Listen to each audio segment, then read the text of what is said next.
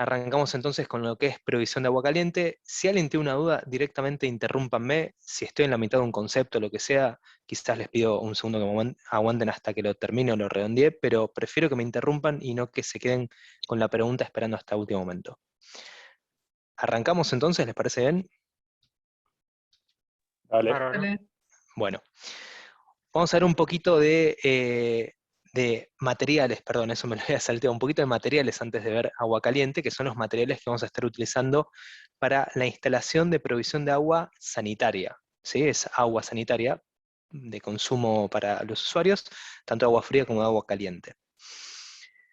Entonces, respecto a los materiales, hay distintas cuestiones por las cuales va a ser que nosotros como proyectistas terminemos eligiendo uno u otro material, ¿no?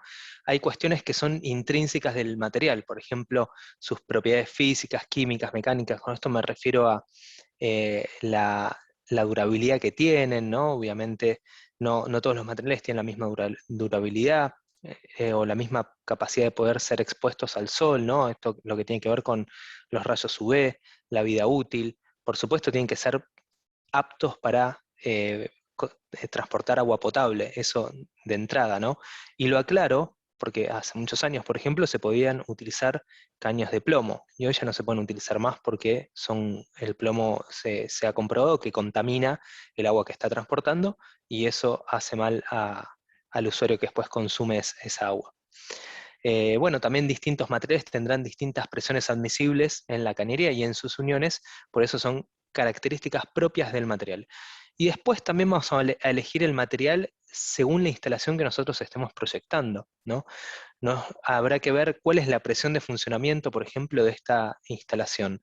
No es lo mismo si estamos diseñando una provisión de agua quizás de manera directa, ¿sí? ¿Se acuerdan que ustedes han visto ya lo que era provisión directa e indirecta? ¿Todos tienen claro lo que era eso? Bien, quizás en una provisión indirecta donde tenemos un tanque de reserva arriba en el piso 10 o en el piso 12, bueno, vamos a tener entonces por lo menos 12 pisos de presión, ¿no? O sea, unos 36 metros, si consideramos unos 3 metros de altura más o menos por cada piso, bueno, tendremos 36 metros en planta baja de presión disponible. En cambio, si estamos, por ejemplo, diseñando una vivienda nada más en planta baja con provisión directa, y la presión va a ser la que tenga disponible de red, la que me diga AISA, que típicamente ronda entre los 10 y los 12 metros. Bueno, también hay que tener en cuenta ya cosas propias de la instalación. Respecto a aislaciones térmicas, bueno, cuando estamos hablando de cañerías de agua caliente, las vamos a querer aislar térmicamente para evitar perder el calor, ¿no? Nos cuesta dinero, nos cuesta energía y recursos calentar esa agua, no queremos que después el calor se esté perdiendo en un montante o en alguna parte que no nos interesa. Habrá también, dependiendo de la instalación y en mi proyecto, tendré que tener en cuenta, por ejemplo, la dilatación que tiene que tener esa cañería. Puede ser que el proyecto me hable sobre estándares de fabricación y me estén pidiendo, por ejemplo, no sé, por ejemplo, que el material esté aprobado por X normativa o que cumpla con X o tal u otra condición mínima, ¿no?, de calidad. Y también obviamente habrá que ver, dependiendo del proyecto en instalación, los costos que sean accesibles y con los que contemos. Siempre lo dice Raúl y yo lo repito, digamos, frente a un mismo proyecto hay varias soluciones posibles, ¿no? Si hay 10 proyectistas, seguramente haya 10 soluciones posibles que se encuentren con sus variantes. Entonces, una de las variables que juega para ver si tenemos una solución o la otra, es el nivel de lujo, ¿no?, o el nivel de detalle que se espera para esta instalación. Y va a depender del usuario al que está destinado y el nivel de confort esperado por ese usuario. Entonces, son todas cuestiones que quizás en otras materias no estamos teniendo tanto en cuenta, pero en esta materia ya sí empiezan a jugar. Por supuesto, esto que dice acá abajo es importantísimo, no norma de fabricación y ensayos. Nosotros como ingenieros no vamos a colocar ningún material que no esté normado, que no esté probado por el fabricante y que nos muestren, si nosotros lo requerimos, los ensayos, ¿no? Porque después tenemos que responder por esa instalación y tenemos que tener el respaldo correspondiente. Ahora sí, pasamos propiamente a algunos de los materiales que se pueden utilizar para la provisión de agua sanitaria. El primero que vemos es el polipropileno, que es un material plástico, se abrevia PPR, y es el mismo que también teníamos para desagües cloacales y pluviales. También podíamos utilizar el polipropileno, aunque obviamente en este caso la principal diferencia es la presión. Acá toda nuestra instalación, nuestra provisión de agua va a ir a presión, ¿no? Ya sea porque hay una bomba presurizadora, porque nos viene de un tanque de la ciudad que nos trae con ISA 10, 12 metros de columna de agua, como dijimos recién, o porque viene del tanque de reserva. ¿Y cómo viene? ¿Alguno me puede responder cómo es el tema de la presión en los desagües cloacales y pluviales? ¿Qué presión tenemos dentro de esos caños? Ninguna, van a Ninguna. superficie libre. Atmosférica. Se Atmosférica. da Esférica. A gravedad, ¿bien? El escurrimiento es a gravedad, por lo tanto la presión es atmosférica.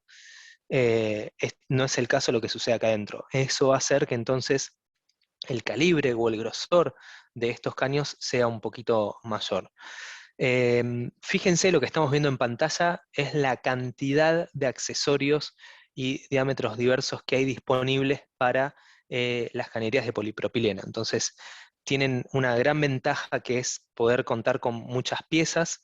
Ahí van a ver, fíjense que tienen como una línea, estos caños, una línea pintada de color celeste o de color roja.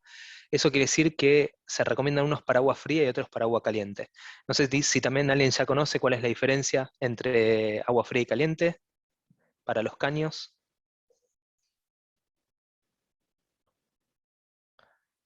También tiene que ver con el grosor exclusivamente.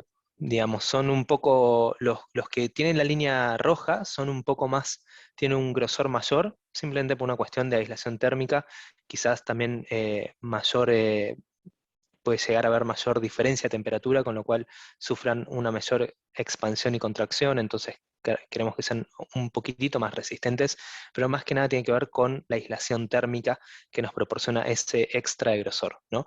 Si en una instalación se quieren utilizar los caños azul, digamos con la línea azul para agua caliente, bueno, quizás no es lo ideal, pero otra vez, esto, el nivel de lujo y confort esperado por el usuario, ¿no? Obviamente es un poquito más caro el agua caliente. La unión es roscada o termofusionada. Roscada quiere decir justamente eso, que tiene una rosca, o sea, se ingresa uno con el otro y se empiezan a roscar, se pone un sellador en el medio, que es una pasta, que la habrán visto muchas veces, una pasta verde, para evitar pérdidas y asegurarnos la hermeticidad. Ahora vamos a ver lo que es la termofusión en 2 minutos. Estos caños tienen la gran ventaja de que, si bien son rígidos, tienen cierta flexibilidad, un poquito de flexibilidad tienen, no es para estar doblándolos a mano y darles curva a mano, para eso tenemos justamente, por ahí se ven los codos y las curvas, y aclaro también, diferencia entre codo y curva, nada más es el radio de curvatura, ¿no? El codo, a ver si acá se ven algunos, los codos, por ejemplo, son estos que están acá atrás, ¿ven? Ustedes ven mi puntero, ¿no? Si no... Sí, sí. Ok. Sí, se ve, se ve. Estos que están acá, por ejemplo, son codos y vienen así y doblan así a 90 grados. Curvas, por ejemplo, podrían llegar a ser, casi no se ve, pero estas que están acá, bueno, estas son a 45, pero lo que terminan teniendo es ¿O puede ser que hay un... unas curvas? ¿O parece la foto es una ilusión? Estas, ¿O más a la derecha? estas, Eso de ahí, ¿no? ¿Es curvo eso? no estoy seguro, más que curvas me parece que estos son para cuando dos caños se están cruzando, entonces para como en general vienen en el mismo plano, y digamos, imagínense que tenemos un caño vertical y otro horizontal, estoy haciendo señas con las manos, por si miren acá.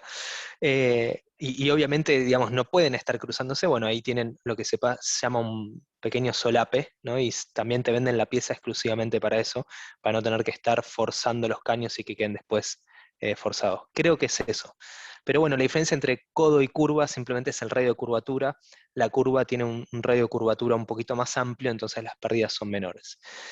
¿Qué más les puedo decir acá? Hay otros plásticos, además del polipropileno, y que también se utiliza, es el PVC, pero por ahí lo tengo más adelante, no me quiero adelantar. Entonces pasamos, les dije, y también podía ser termofusionado. Bueno, no sé si ya conocían lo que es la termofusión, pero su palabra lo indica, justamente es fusionar a través de temperatura.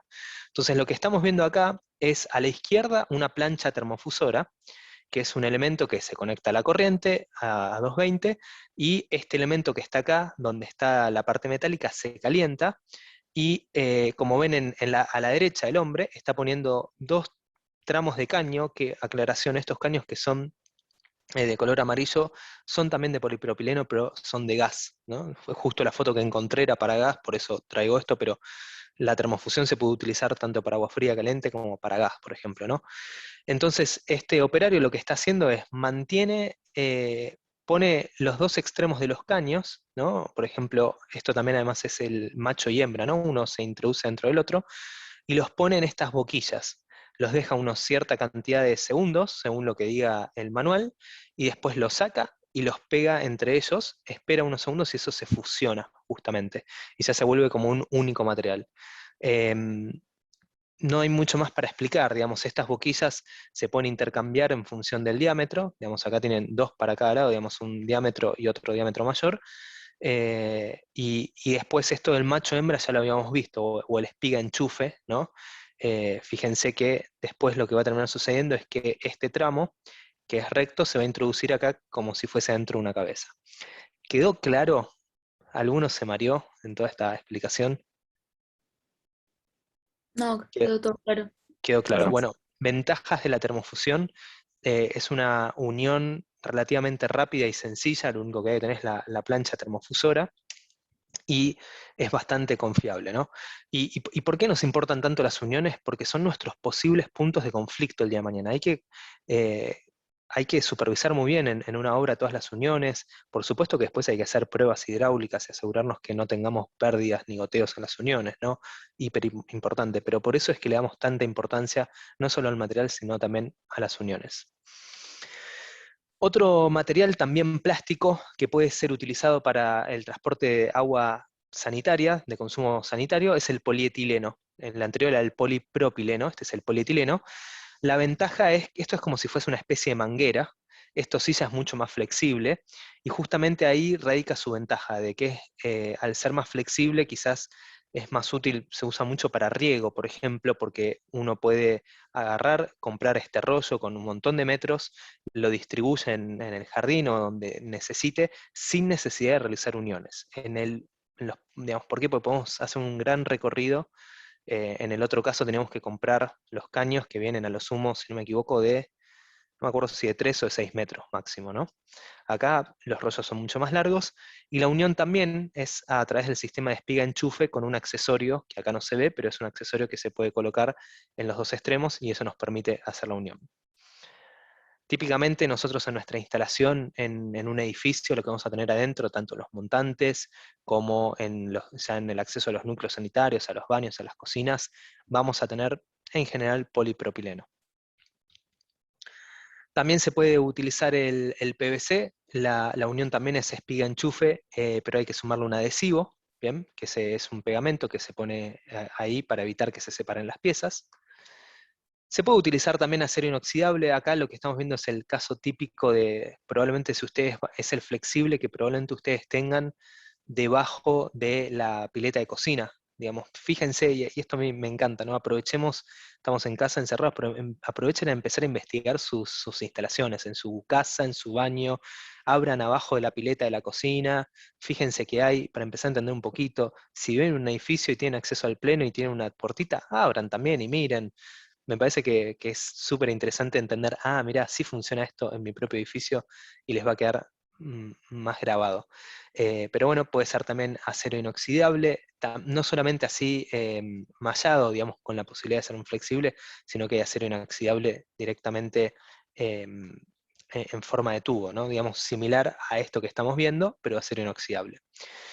Bueno, bronce, latón y cobre ya no están tan en uso, especialmente se usan quizás hoy en día si queremos por ahí tener una instalación a la vista, no sé, en el bajo, quizás en la parte inferior de un lavamanos, me imagino en un toilet, ¿no? Quizás que esos caños que dan provisión de agua, en vez de tener este flexible, por ahí preferimos tener algo de latón o de cobre, pero ya no están tan utilizados, ya no son tan utilizados. Especialmente porque, bueno, el bronce tiene la posibilidad de ser roscado, fíjense que acá se ve, ¿no? Que esto tiene la rosca para que pueda ingresarse, digamos, conectarse una pieza con la otra, pero el latón y el cobre ya son por soldadura, ya cada vez queda menos gente que realice soldaduras, pero bueno, nada se descarta. Fíjense, ¿ven esta piecita acá de latón que tiene como esa curva? Justamente es para esto, cuando se están encontrando dos piezas en un mismo plano y una tiene que pasar a la otra. Por favor, interrumpan, acuérdense, consultas, dudas que tengan. ¿Venimos bien por ahora? A mí me queda una duda Sí. con el polietileno, que Sí. se espiga enchufe. En ese caso no se usa el adhesivo, pues se arroja, digamos. No estoy 100% seguro cómo es, si es con el adhesivo o como creo que no. No sé si algún otro que esté presente sabe, por favor comente, pero creo que no. Y si no, se los dejo de tarea, digamos. Googleen después cuando terminen, ¿no? No se pongan ahora, pero seguro hay un montón de información al respecto. Perdón, Julián, que no lo tengo presente. Y estoy casi convencido que es a presión, pero bueno, no estoy seguro. ¿Otras consultas que pueda o no saber la respuesta? Bueno, otros materiales, plomo les había comentado que ya está en desuso, se los comento también porque puede ser que una instalación vieja nos encontremos con una instalación de plomo. También hierro galvanizado, o ABS, que es un material plástico relativamente nuevo, pero que también está teniendo cierta adopción. Bueno, eso era todo lo que había respecto a materiales. Ahora sí, pasamos a agua caliente. Y principalmente, primero vamos a ver los sistemas de producción. O sea, como les dije, el agua fría a nosotros nos llega directamente desde la provisión de la ciudad, o si estamos en una zona rural que no hay agua corriente, tendremos entonces un pozo con, digamos, una perforación de un pozo donde sacaremos agua. No nos metemos en ese detalle, pero el agua siempre nos viene fría. Y para tener agua caliente, por supuesto, hay que producirla. Y se produce localmente. Digamos, acá estamos viendo una clasificación como, por ejemplo, sistemas de producción individuales. Esto quiere decir que se produce el agua localmente, individualmente en cada unidad funcional. Pensemos un poquito siempre en lo que sería el ejemplo de un edificio, ¿no? Para una casa, obviamente, siempre es individual. Pero entonces, si cada unidad funcional va a producir su propia agua caliente, lo puede hacer a través de un calefón o a través de un termotanque. Ahora vamos a meternos un poquito en detalle cómo funciona un calefón y un termotanque, pero el calefón es justamente un sistema de producción de agua caliente individual y además instantáneo. ¿Por qué instantáneo? ¿A quién se le ocurre? Porque la calienta en un instante. Pasa por Y- una serpentina y se calienta. En cambio, Exacto, el tanque va calentando y almacena. exacto. Por eso el nombre lo hice un poco solo, pero está perfecto esa descripción que acabaron de hacer. Eh, no hay nada que agregar. Si alguno no entendió, levante la mano o interrumpe directamente. Sistemas de producción centrales, estos sí son de acumulación, digamos, no un sistema central que va a abastecer quizás a todas las unidades funcionales de un edificio, no va a poder estar calentando agua en el momento que yo abro la canilla, ¿sí? Como sucede con el calefón, sino que la voy a tener que calentar, la voy a tener que almacenar de alguna manera, por ejemplo, en un tanque intermediario, o también hay hoy termotanques de alta recuperación y gran capacidad que también pueden ser utilizados como sistemas centrales. Y fíjense, ¿no? Ya vamos a ver un poquito más después, pero ya nos empieza a aparecer términos nuevos, que es, bueno, caldera, sí sabemos lo que es una caldera, es justo el elemento que calienta el agua, pero también está el tanque intermediario. Después vamos a ver un poquito al respecto. Hay sistemas mixtos, podría existir el caso donde tengamos un sistema de producción individual y también uno central, o para distintas unidades funcionales, o no sé, no se me ocurren muchos casos en los que esto podría llegar a suceder, pero podría llegar a suceder. Y también muy importante, y la cátedra hace mucho hincapié, y hoy además, por suerte, en nuestra sociedad están cada vez más, son más populares los sistemas complementarios o de energías alternativas, ¿no? Por ejemplo, calentar agua con el sol. Ahora lo vamos a ver, y no es nada raro, seguramente hayan visto ya en la ciudad o en algunos lugares algunos termotanques solares. Vamos a pasar y meternos un poquito de lleno ahora con cada uno de estos sistemas que vimos, en principio con el calefón, o el calentador de agua instantáneo. Acá tenemos un diagrama del calefón, y vamos a recorrer un poquito juntos cómo funciona. Tenemos por un lado, acá en este punto, la entrada de agua fría, ¿no? No importa ahora de dónde viene, si viene de la calle, si viene de un pozo, si viene de un tanque de reserva, pero el agua está viniendo desde ahí fría. Viene por acá, va a llegar a esta serpentina y luego va a circular a través de toda esta serpentina. Pero en esa serpentina lo que va a suceder es que en el momento que un usuario abra la canilla de agua caliente, acá se va a prender digamos, un quemador, va a empezar a consumirse el combustible, que típicamente es gas, digamos, natural o envasado, pero típicamente es gas, y eso va a empezar a darle calor a la serpentina para que se caliente el agua, que después va a salir por acá arriba. Entonces, en este calefón tenemos dos fluidos, y yo también siempre digo esto: pónganse en el lugar del fluido para entender cómo funcionan las instalaciones y los elementos, ¿no? Un fluido es agua, y está clarísimo, está haciendo este recorrido, y el otro fluido es gas, que está haciendo este recorrido, pasa, no importa todos los temas, las partes que están acá, pero pasa por acá hasta llegar al quemador, que típicamente esto está en el piloto, calienta, y después, muy importante, no se olviden, ya lo vamos a ver cuando vemos el tema de gas, que hay una clase propiamente dicha de gas, bueno, ahí después los humos y gases van a estar siendo evacuados. Pero, por favor, créanme lo útil que es seguir el recorrido siempre del fluido que estamos transportando en nuestra instalación. Si quieren ver más detalles, esto está sacado tal cual del apunte ese que les digo que lean y que no dejen para último momento, así que van a poder ver más. Algunos detalles. El calefón necesita una presión mínima de funcionamiento que va a depender del fabricante. Típicamente habría que ver qué dice cada modelo en particular, pero suele ser entre 2 y 5 metros de columna de agua. ¿Por qué nos importa esto? Para ver si es compatible con nuestra instalación. Sí, ¿qué estuvimos viendo la clase pasada, agua fría, con Es Graciana? para ver si tiene la suficiente energía para poder circular por esa serpentina y salir a una presión admisible por la ducha. Exacto, exacto. ¿Alguien se acuerda del concepto de cargas mínimas? Hay una cabeza que dice sí. El que dijo que sí, ¿se anima a explicar? No lo tengo estudiado, pero me acuerdo que había distintas cargas mínimas según el tipo no me sale. Según qué estás alimentando. Ujú. ¿Y qué más? ¿Alguien se acuerda cuál es la carga mínima? Yo 4 metros. 4 metros para duchas. Exacto, sí. Por ejemplo, a ver si, denme un segundito que voy a buscarlo. Y de paso repasamos. Acá algo dice, fíjense, acá dice algo, por ejemplo.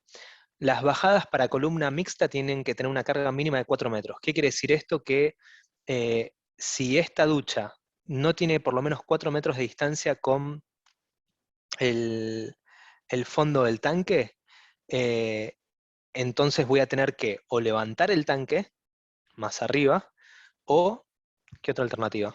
Si no puedo levantar el tanque porque no Una quiero. bajada particular. Presurizar. Puedo hacer una bajada particular, como dice acá, bajada única a último piso con carga entre 4 y 2 metros, o sea, ya que no sea una bajada encolumnada, sino que tenga su bajada única. Y si tampoco tengo 2 metros, Le da Presurizás. presión. puedo presurizar, por ejemplo, el último piso. Correcto, ¿no? Esas son las alternativas.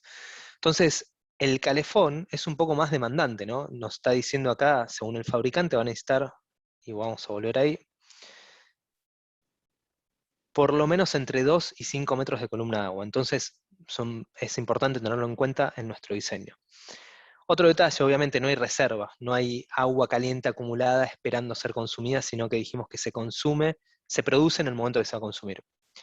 La producción está limitada, acá dice máximo 18 litros por minuto, bueno, va a depender del calefón, obviamente, pero esto nos importa también porque tendremos que ver qué es lo que vamos a, digamos, a proveer con nuestro calefón. Si queremos darle provisión a un baño, estamos bien. 2, bueno, quizás ya dependa del calefón. Pero si no, ya en simultáneo darle provisión a varios núcleos sanitarios se nos complica. Por eso este es un sistema que es individual y no colectivo, ¿no? Un sistema central. Ya me imagino que alguno que tenga calefón, o le habrá pasado alguna vez que se estaba bañando, alguien abrió el agua caliente en otro lugar para lavar los platos y no hace falta que explique lo que pasa, ¿no? Un buen grito, por no decir otra cosa, por lo menos. Bueno, acá lo que dice al final: no se pueden alimentar varios locales sanitarios de uso. ¿Queda claro? ¿Se entiende hasta acá? ¿Alguna consulta, alguna duda? No, todo muy claro. Bueno, Avanzamos, calentadores de agua de acumulación o termotanques. Otra vez vamos a ver cómo es que funciona esto. Tenemos un termotanque que adentro está compartimentado en dos sectores. Acá no se llega a ver, pero justo donde tengo el mouse sería el fondo del termotanque, y aquí adentro, en toda esta área que está, en todo este volumen que está por acá y acá arriba, es donde va a estar el agua. El agua va a estar ingresando por la canilla de abajo, por donde dice 14, y va a estar todo esto siempre sumergido en agua. Y luego en la parte de abajo vamos a tener un quemador, también típicamente a gas. Sepan que los hay eléctricos también, que en vez de tener un quemador que produce una llama, que da calor, lo que tiene es una resistencia embebida acá adentro, que da calor. Y en este caso por acá, por este tubo, lo que están pasando son los humos y gases que le van a dar calor al resto del sistema. Por acá abajo entra el agua y por acá arriba sale el agua. Fíjense que dice salida de agua caliente y vamos a ir a distribuir a nuestro consumo, a nuestros núcleos sanitarios. ¿A quién se le ocurre? ¿Es importante que el agua fría entre por acá y la caliente salga por arriba? ¿Por qué así? ¿Por qué no al revés? Una cuestión de convección. Porque tenés todo el recorrido del tubo de abajo hacia arriba, hasta que salga. ¿El calor sube? Para Sí, que no haya una cañería de 50 No. grados al lado del piso. Porque al ganar temperatura, la densidad de esa agua caliente hace que se vaya para arriba. exacto, exacto. O sea, todo lo otro que venían diciendo tenía sentido, pero la respuesta realmente correcta es porque el agua se va a estratificar acá adentro, y si nosotros pudiésemos tomar la temperatura, digamos, no sé, punto a punto, el agua más caliente de todas está arriba de todo. Entonces nosotros lo que queremos es el agua más caliente de todas. Por eso es que está justamente acá arriba. Perdón, y acá yo cometí un error. Les dije que el agua estaba entrando por acá abajo por el punto 14, y eso no es cierto, esa es la canilla para desagotar. El agua, como bien ahí dice Gianfranco, está entrando desde arriba, acá, donde dice entrada agua fría, pero va a tener un conducto, ¿sí?, que la va a llevar hasta el fondo, y recién acá es donde se va a liberar el agua fría, ¿bien? Para justamente ayudar a esta estratificación. Ventajas y desventajas. Lo bueno es que no requiere una presión mínima de funcionamiento. Con que acá esté simplemente cayendo agua con una presión mínima, eso ya es suficiente para que este sistema funcione. Obviamente después va a tener que vencer la fricción que tenga acá dentro interna en todos estos caños, pero ya con eso es suficiente para que funcione el termotanque. La reserva es limitada de alguna manera. Si acá esto, no sé, tengo un termotanque de 200 litros, y yo abro la canilla y me consumo los 200 litros en 5 minutos, y bueno, se me va a quedar sin agua caliente. Pero acá dice que de alguna manera la producción es ilimitada según el rendimiento horario, o los litros por hora, lo que se conoce como recuperación. Eso tiene que ver con qué tan rápido puedo volver a producir agua caliente. Y a veces, si quizás, no sé, acá tengo 200 litros y yo estoy consumiendo X litros por hora, pero los llego a reponer suficientemente rápido porque este quemador es suficientemente potente, puedo tener la canilla caliente abierta durante 2 horas, y que durante las 2 horas quizás me consumí más de 200 litros y sigue saliendo a temperatura deseada.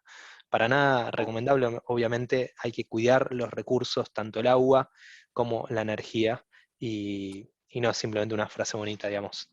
Hay que hacerlo, digamos, como ciudadanos, como responsables y partícipes de la humanidad, hay que hacerlo, pero también ustedes como proyectistas tienen que tenerlo presente. Y es muy importante que tengan en mente la sustentabilidad al momento de diseñar. ¿Pablo, te puedo hacer una pregunta? Sí, por supuesto. En una instalación de agua caliente con termotanque, ¿desde dónde se mide la presión del agua? ¿Desde la base del termotanque o lo consideras desde el tanque de reserva? No, la presión del agua viene dada desde el punto en el que yo estoy recibiendo, digamos, que va a ser mi reserva, ¿no? Si esto, supongamos que esto, vamos a decir cualquier cosa, está en una casa que tiene, vamos a suponer que tiene un tanque de reserva arriba, ¿se acuerdan? Provisión semidirecta, y tiene un tanque que está en la terraza, o sea que está, o sea, a 6 metros de altura. En este punto, si esto está en planta baja, esto tiene 1 metro de alto, supongamos este termotanque, en este punto acá tengo 5 metros de columna de agua de presión.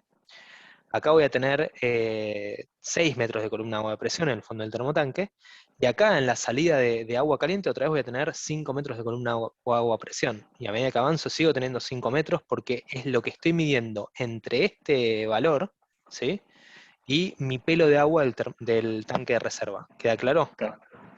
excepto por las pérdidas. Obviamente tengo pérdidas por rozamiento y pérdidas localizadas por cada curva, por cada válvula y por todo eso, entonces ahí voy perdiendo un poquito de presión, pero siempre se mide entre el pelo del agua y el elemento, la parte de la instalación que estoy midiendo. Claro, al estar todo conectado sin interrumpirse, qué sé yo, la ducha se le mide la presión desde el pelo agua del tanque, va, desde la base del tanque de reserva. Exacto, sí, menos las pérdidas. Sí, O sea que el agua ahí adentro entonces está a presión. Sí, el agua acá adentro está a presión. Ah, perfecto. ¿A qué temperatura se busca que salga el agua del termotanque, más o menos? A ver, todo lo que esté arriba de 37 ya de alguna manera nos empieza a quemar, nosotros o apenitas, digamos, ¿no? Lo sentimos caliente. Pero típicamente a unos, a ver, y corregime Raúl, ayúdame, pero creo que unos 50 grados más o menos, ¿no? 45. No sé si estás por ahí, Raúl. En realidad, lo que vos tenés que llegar, lo que piden en edificios, no en las viviendas comunes, es que llegara en la terminal, en la grifería terminal, con 50 grados. ¿Sí? ¿Eso por qué? Porque en algunos países hay el agua con temperatura transmite algún tipo de enfermedades, la salmonela y todo ese tipo de cosas.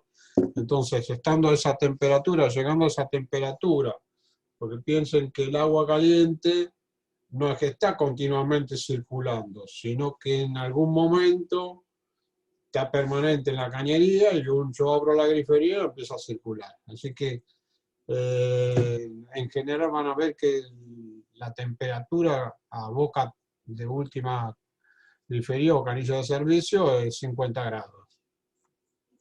Bien, gracias, Raúl. Gracias, ambos. Gonzalo, una Igual pregunta. no, perdón. Sí, Mateo. ¿Tiene una limitante de presión? O sea, yo tengo una limitante de la diferencia de altura donde yo puedo poner mi tanque al termotanque. Sí, obviamente habrá que ver las especificaciones del fabricante, pero yo no puedo poner esto, digamos, no sé, si tengo un edificio de 100 pisos de alto, las Torres Gemelas, y abajo de todo poner esto, pues lo reviento, obviamente. No sé, habrá que ver en el fabricante, ¿no? Obviamente. Perfecto, gracias. Y había otra pregunta por ahí. Sí, que a mí me parecía, quizás es solamente me parecía, que el agua, la temperatura del agua se regula en función de las estaciones. En general, siento que en verano el agua sale tan caliente como en invierno. Quizás es solo en mi edificio que regulan la temperatura, pero... Puede ser que lo regulen, sí. No, digamos, tiene lógica, digamos, uno Para viene ahorrar acá. energía o gas. Obviamente, esto tiene acá, digamos, un regulador del quemador donde, digamos, uno puede modificar la temperatura y en definitiva lo que hacemos cuando modificamos la temperatura del termostato, el quemador funciona más o menos. Y sí, se puede a propósito, digamos, no es que son, quizás hay, no conozco, pero no es que son inteligentes y miden la temperatura exterior y en base a eso la ponen más o menos No, caliente. digo manualmente. Ujú. Sí, podría ser, por supuesto, y tiene todo el sentido del mundo. Ahora cuando veamos un poquito de sistemas complementarios o energías alternativas, también hago un comentario al respecto. Bueno, esto que veíamos recién, les decía que era el calefón es sí o sí para sistemas individuales, el termotanque, típicamente como lo estamos viendo acá, también suele ser para sistemas individuales, pero digamos para una casa o también pues un departamento, pero existen ya algunos que tienen mayor capacidad y quizás se pueden poner 2 o 3 en paralelo o incluso en serie, de manera tal que uno, y sean de alta recuperación y tranquilamente se puede dar provisión a, no sé, a 20, 30 unidades funcionales, un edificio de 10 pisos con algunos termotanques de este estilo. Gonzalo, Sí, ¿de qué material es el tanque que está, o sea, dentro del termotanque?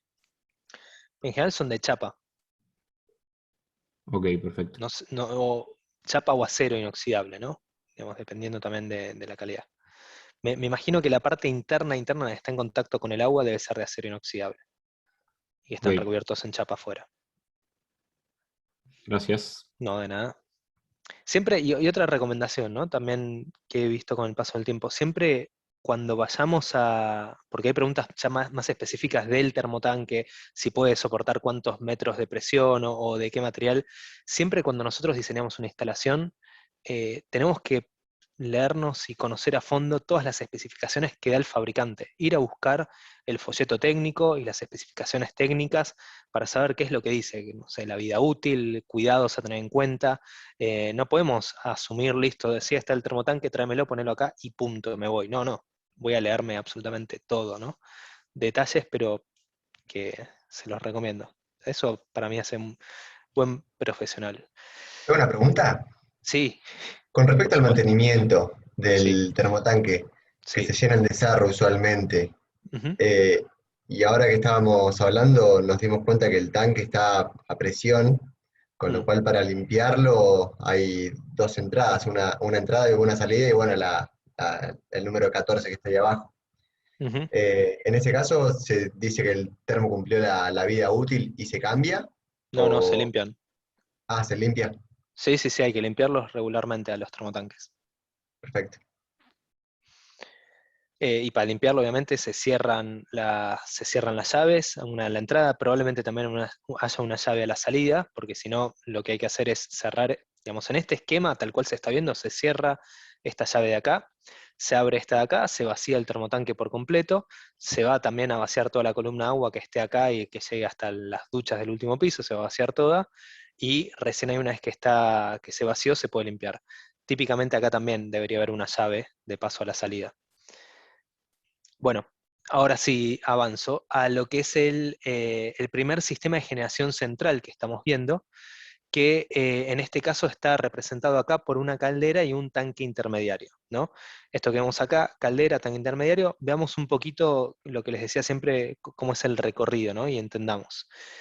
En la caldera lo que tenemos es un sistema de combustible, que puede ser, digamos, típicamente también otra vez gas, podría ser también un hidrocarburo, un combustible líquido, nafta, querosén, pero ya esto más antiguo, si estamos quizás en una zona rural, pero típicamente acá funcionan con gas, y esta caldera lo que va a hacer es calentar agua, y esa agua una vez que se calienta va a salir hacia arriba, como todo sistema donde calentamos agua sale por la parte superior. Acá tenemos un colector en este caso, porque esta caldera tiene en este caso doble uso, tal cual como está en este esquema, este diagrama. No quiere decir que todas las calderas para producir agua caliente que estén anexadas a un tanque intermediario tengan doble uso, pero esta en particular sí. Fíjense que dice vapor para agua caliente y vapor para calefacción. La parte de vapor para calefacción, olvidémonos por ahora porque eso es otra clase que vamos a ver más adelante, y esa agua la podremos utilizar y aprovechar para calefaccionar nuestro edificio. Y después lo que sí tenemos acá es vapor para calefacción, que fíjense que viene por acá, se mete adentro del tanque, pero a través de una serpentina, que es un circuito cerrado, y ese mismo vapor después termina saliendo por acá y vuelve a ingresar a la caldera. Entonces, si por acá salieron, no sé, 10 metros cúbicos por hora de vapor, acá vuelven a entrar 10 metros cúbicos por hora de vapor. Lo que quiero decir es que no hay un intercambio de líquidos, ¿sí? o de fluidos entre la caldera y este tanque intermediario. Lo que sí hay es un intercambio de calor, porque acá adentro este tanque va a estar lleno de agua, ahora vemos cómo, y el agua que está acá se va a calentar porque tiene una serpentina por la que adentro está circulando vapor o agua caliente, no necesariamente. No todas las calderas son de vapor. ¿De qué depende que una caldera sea de vapor o de agua caliente? Simplemente la temperatura a la cual levanta el agua que está acá adentro. Si levanta a más de 100 grados o cercanos a los 100 grados, será una caldera de vapor. Si no, es una caldera de agua caliente. El concepto es el mismo, simplemente cambia la temperatura y la eficiencia, ¿no? Que son un poquito más eficientes las de vapor, pero también quizás está un poco más en desuso, y es un tema además específico el de las calderas de vapor, que ya no lo damos en instalaciones en obras civiles 1, pues tiene ciertas complicaciones específicas. No me acuerdo si en instalaciones en obras civiles 2 está, pero lo que importa es el concepto, y agua caliente o vapor es lo mismo. Entonces, si acá adentro no hay un intercambio de agua, solo hay un intercambio de energía, ¿de dónde viene el agua que está acá? Bueno, fijémonos. Acá dice bajada de agua del tanque reserva, ¿no? Acuérdense que ya estamos en un caso, un edificio con provisión central. El agua del tanque reserva va a ir por acá. Tenemos una válvula esclusa, que es una válvula que nos permite abrir o cerrar el flujo de agua. y después va a ingresar directamente al tanque. Y fíjense que ingresa por la parte inferior, por esto mismo que Allen aclaró hace un rato que tiene que ver con la densidad del agua fría y caliente. Va a estar en contacto con esta serpentina, se va a calentar, y una vez que el agua más caliente va a empezar a distribuirse por la parte superior. Y acá hay un detalle que antes no habíamos visto, que es un retorno de agua caliente. Ya lo vamos a ver más en detalle en unas diapositivas más adelante, cuando veamos lo que es el sistema de distribución dinámica, donde el agua está circulando constantemente. Pero a veces el agua caliente que va a parar hacia las unidades funcionales, después también sigue pegando la vuelta si no se consumió y viene acá y retorna, ¿no? De esa manera está constantemente circulando y la volvemos a calentar. No se preocupen por esa parte porque lo vamos a ver en detalle en unos esquemas a continuación. No requiere ventajas y desventajas, no requiere una presión mínima de funcionamiento. La presión igual viene dada otra vez por el tanque de reserva. Si el tanque de reserva está en el piso 10 y esto está en el subsuelo, tenemos, no sé, 33 metros de diferencia de altura entre el eje de este tanque y el fondo de tanque de reserva, y el pelo de agua del tanque de reserva, acá en este punto entonces tengo una presión de 33 metros de columna de agua, ¿bien? Menos pérdidas. La reserva lo que tiene bueno es que está pensada para todo el edificio, y la clase pasada estuvieron hablando de la reserva total diaria, ¿se acuerdan de eso? ¿Alguno me puede recordar y decir qué es la reserva total diaria? Es la cantidad de agua que tenés que tener almacenada, digamos, el cálculo que tenés que hacer según el tipo de instalaciones que tengas. Según mis consumos, según los usuarios, y si estamos... Sí, pasa que, por lo menos en la tablita que vimos, dependía del tipo de instalaciones. Sí, en definitiva va a depender si mis usuarios son residenciales, si esto es una oficina, si es un hospital, y había una tablita que me decía cuántos litros de agua va a consumir cada uno de esos usuarios. Ya hemos visto que acá en la Ciudad de Buenos Aires estamos medio excedidos, pero en función de eso era el agua que estábamos consumiendo, y no hay que poner ni de más ni de menos, ¿se acuerdan de eso? No sé si lo dijeron. Sí, había como un límite en el tanque de reserva que tiene que ser 2/3 o 1/5, no me acuerdo ahora. Sí, pero más allá de eso, digamos que son particularidades de cómo distribuye el agua entre el tanque de reserva y el tanque de bombeo. Digamos, ¿por qué calculo la reserva total diaria? Digamos, si decimos, no sé, por unidad funcional, por ejemplo, una vivienda típica, voy a tener unos 600 litros, ¿no? Creo que era, si no me equivoco. Digamos, yo podría decir, che, yo quiero ser previsor, dame 1000 litros, ¿no? ¿Cuál es el inconveniente? Para ver cuánto generar, para ver cuánto tiene que generar el organismo municipal, ¿sería o nada que ver? Porque No, en ese caso también estás almacenando agua, y el agua estancada puedes contaminarse. Exacto. Por eso se llama justamente reserva total diaria. Esperamos que más o menos en 24 horas esa agua se consuma para evitar que sufra contaminación, ¿no? Además, digamos, ese es el primer motivo por el cual no nos excedemos de nuestra reserva total diaria. Segundo motivo es obviamente que nos sale caro también, digamos. Si necesitábamos 600 litros y después decimos, no, ¿sabes qué? Calculame con 1200, porque la verdad que acá es todo lujo esto, aunque todo lujo nada que ver, pues se te está contaminando el agua, pero ponele que tengas ese pensamiento y ponen 1200, bueno, eso va a decir que vas a tener un tanque de bombeo más grande, un tanque de reserva más grande, hay que construirlo más grande, y el agua ahí arriba nos sale caro, porque son toneladas de peso que después tenemos que traducir por la estructura, ¿no? Y eso también nos sale caro. Y por el otro lado... Sí, pero si Mateo. el agua la pones abajo y no arriba. Bueno, no tenés ese inconveniente en ese caso, ponele, el de que la estructura te sale más caro. O sea, en lugares que por ahí no se te corta la provisión de agua, es bueno tener un tanque de reserva abajo, no sé, 2000 litros, por más que corras el riesgo de que se te contamine. Vamos, ahí voy, dame un segundito. No, tenemos que tratar, digamos, obviamente, si estamos diseñando en un caso particular donde sabemos que vamos a tener agua, no sé, el agua nos llega por camión, ese es otro caso, no sé, supónganse que estamos en el medio de una zona rural, no se puede hacer pozo de bombeo y el agua viene por camión cisterna, que en algunos lugares sucede, y viene una vez por mes, una vez por semana, y ya no es una reserva total diaria, sino que es semanal o mensual. Tendremos que tener otros cuidados, tendremos que ver cómo quizás clorificar esa agua o lo que sea, pero estamos hablando de los casos típicos en donde se supone que que tenemos acceso al agua, bueno, tenemos que evitar que pase más de 24 horas, especialmente por el hecho de que no se contamine. Nos fuimos un poquito de tema, todo esto yo se los quería contar. ¿Te puedo hacer una pregunta, Gonzalo? Perdón. Sí.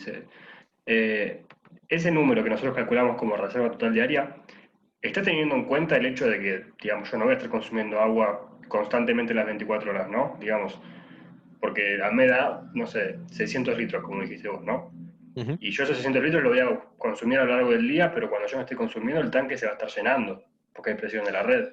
Sí, lo que estamos hablando es que digamos, en un periodo de tiempo, en un cierto periodo de tiempo, como 24 horas, más o menos consumo eso, digamos, tengo una renovación, obviamente hay cierta agua, digamos, se está mezclando el agua nueva con el agua que está ahí, no nos estamos poniendo al detalle de qué pasa con cada partícula de agua si estuvo más o menos 24 horas, ¿no? Se termina mezclando todo, hacia la salubridad. Si el número que nosotros calculamos tiene en cuenta ese tema de la renovación.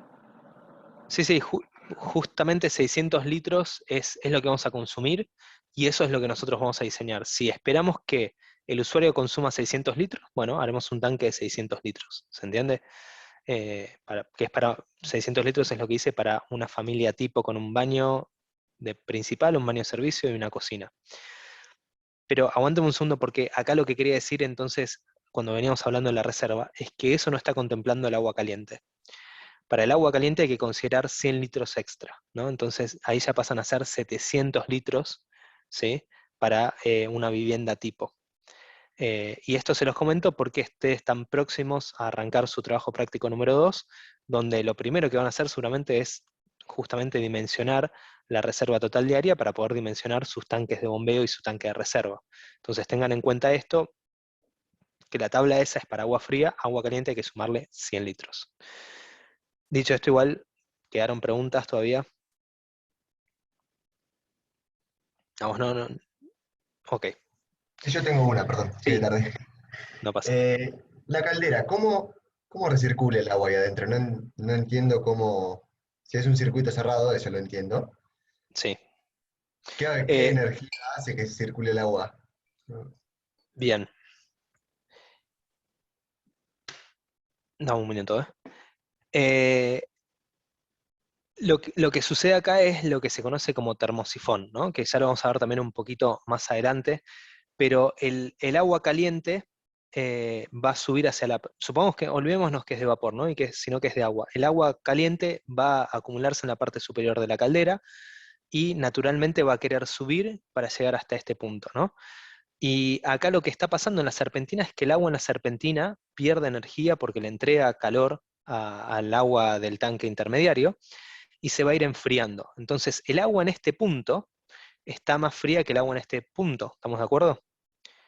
Hay una diferencia de densidad, y esa diferencia de densidad produce lo que se conoce como circulación natural o termosifón, ¿no? Y esa diferencia de densidad de alguna manera está empujando el agua para que esté constantemente circulando. Típicamente funciona así por su cuenta. Hay ciertos casos que vamos a ver ahora más adelante. No, digamos, este termosifón se calcula, ¿no? En base a la diferencia de altura y a la diferencia de temperatura que tenga entre un punto y el otro, podemos sacar cuánta es la fuerza motriz disponible que tiene el agua. Esto no se preocupen, lo vamos a ver más adelante en otra clase, hecho en la clase de calefacción, pero eso se puede calcular y vemos si es suficiente para vencer las pérdidas que tenemos acá adentro. Y si no fuese suficiente, hay que poner una bomba de recirculación, ¿no? Claro, por eso. Muchas gracias. No, nada, por favor. Bueno, la producción se considera de alguna manera ilimitada, porque vamos, y aclara, ¿no? Obviamente, según el rendimiento horario o la recuperación, pero se considera ilimitada porque yo puedo subir, no sé, en el 5.º piso, abrir la canilla de agua caliente, dejarla abierta 5 horas y quizás nunca deja de salir agua caliente. Y está pensado para que alimente todos los locales o unidades del edificio con la simultaneidad necesaria. Obviamente, si acá un edificio de 10 pisos, supongamos que tenemos 20 unidades funcionales en total, bueno, se supone que no van a estar abriendo una simultaneidad de 1, donde todas las 20 unidades funcionales abran al mismo tiempo, sino que se considera una cierta simultaneidad. Hay tablas al respecto, dando vueltas por ahí, y en función de eso dimensionaremos nuestra caldera y el poder calorífico que necesitamos. Bueno, avanzo. ¿Se acuerdan que les dije que podíamos tener un sistema mixto donde raros casos, pero ¿qué es una combinación de sistema individual y central? Bueno, en esos casos lo que tenemos es una válvula de 3 vías, que esta válvula se puede, digamos, girar para que el agua vaya a la distribución o desde el calentador o desde el tanque intermediario, por ejemplo, o sea, desde el calefón, si tuviésemos un sistema individual, o desde el tanque intermediario. A mí no se me ocurren muchos casos en los que esto podría suceder, sí quizás se me ocurren más casos donde tengamos un sistema mixto con energías alternativas, como vamos a ver ahora a continuación. Bueno, por ejemplo, con energía alternativa a través del sol, digamos, la manera en la que vamos a calentar el agua es a través del sol. Sepan que en realidad también podríamos calentar agua a través de lo que se conoce como geotermia, que es aprovechar el calor del interior de la Tierra, digamos, y no hace falta que sea muy profundo, digamos, estamos hablando de irse 15, 30 metros, pero eso típicamente se usa más para calefacción, no tanto para agua caliente de consumo sanitario, y obviamente me parece importantísimo lo que dice acá, es inagotable, tiene libre disponibilidad y es no contaminante. Y tenemos dos casos, ¿no? Justo lo que estamos hablando recién de termosifón o de bombeo. ¿Cómo funciona esto? Tenemos un colector, digamos, avanzo un minuto y ahora vuelvo, como esto que está acá, y probablemente los hayan visto. Y este colector lo que hace es tener adentro suyo tubos, que típicamente son de cobre, por donde circula el agua y el sol le está pegando, entonces esto es muy importante, hay que orientarlo hacia el norte, que es donde mejor van a estar aprovechando la incidencia más directa posible del sol, y esto se va a calentar. ¿Y cuánto se calienta? Bueno, llega a hervir, realmente el agua llega hasta 100 grados, va a depender de cuánto digamos, qué tanta la consuma, pero si yo la dejo en el termotanque durante 3 días sin consumir, en el verano, una incidencia del sol plena, despejado, el agua puede llegar a hervir, así que hay que tener cuidado cuando tengan estos sistemas, antes de abrir el agua caliente, hay que tener cuidado que quizás la primera porción sale muy caliente, y típicamente maneja temperaturas de hasta 80 grados, 60, 80 grados, tranquilamente. Vuelvo entonces, tenemos ese colector y vamos a tener típicamente también un acumulador, ¿no? Un lugar donde se va a estar calentando el agua y la vamos a acumular donde esté caliente para después cuando abrimos la canilla el agua la tengamos ahí acumulada.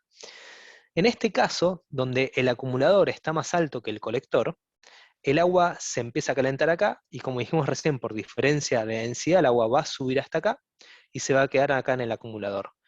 Si el agua en el acumulador va a empezar a enfriarse si no se consume, también tendrá un montón de aislación térmica esto y evitaremos que se pierda el calor lo más posible, pero tarde o temprano va a perder un poco de calor, se va a enfriar y esa agua fría va a ir hacia la parte inferior del acumulador y va a retornar por termosifón hacia el colector para volver a calentarse. Y esto está constantemente circulando naturalmente, y después, si yo me conecto acá, digamos, conecto una canilla al acumulador y la abro, lo que va a salir es agua caliente.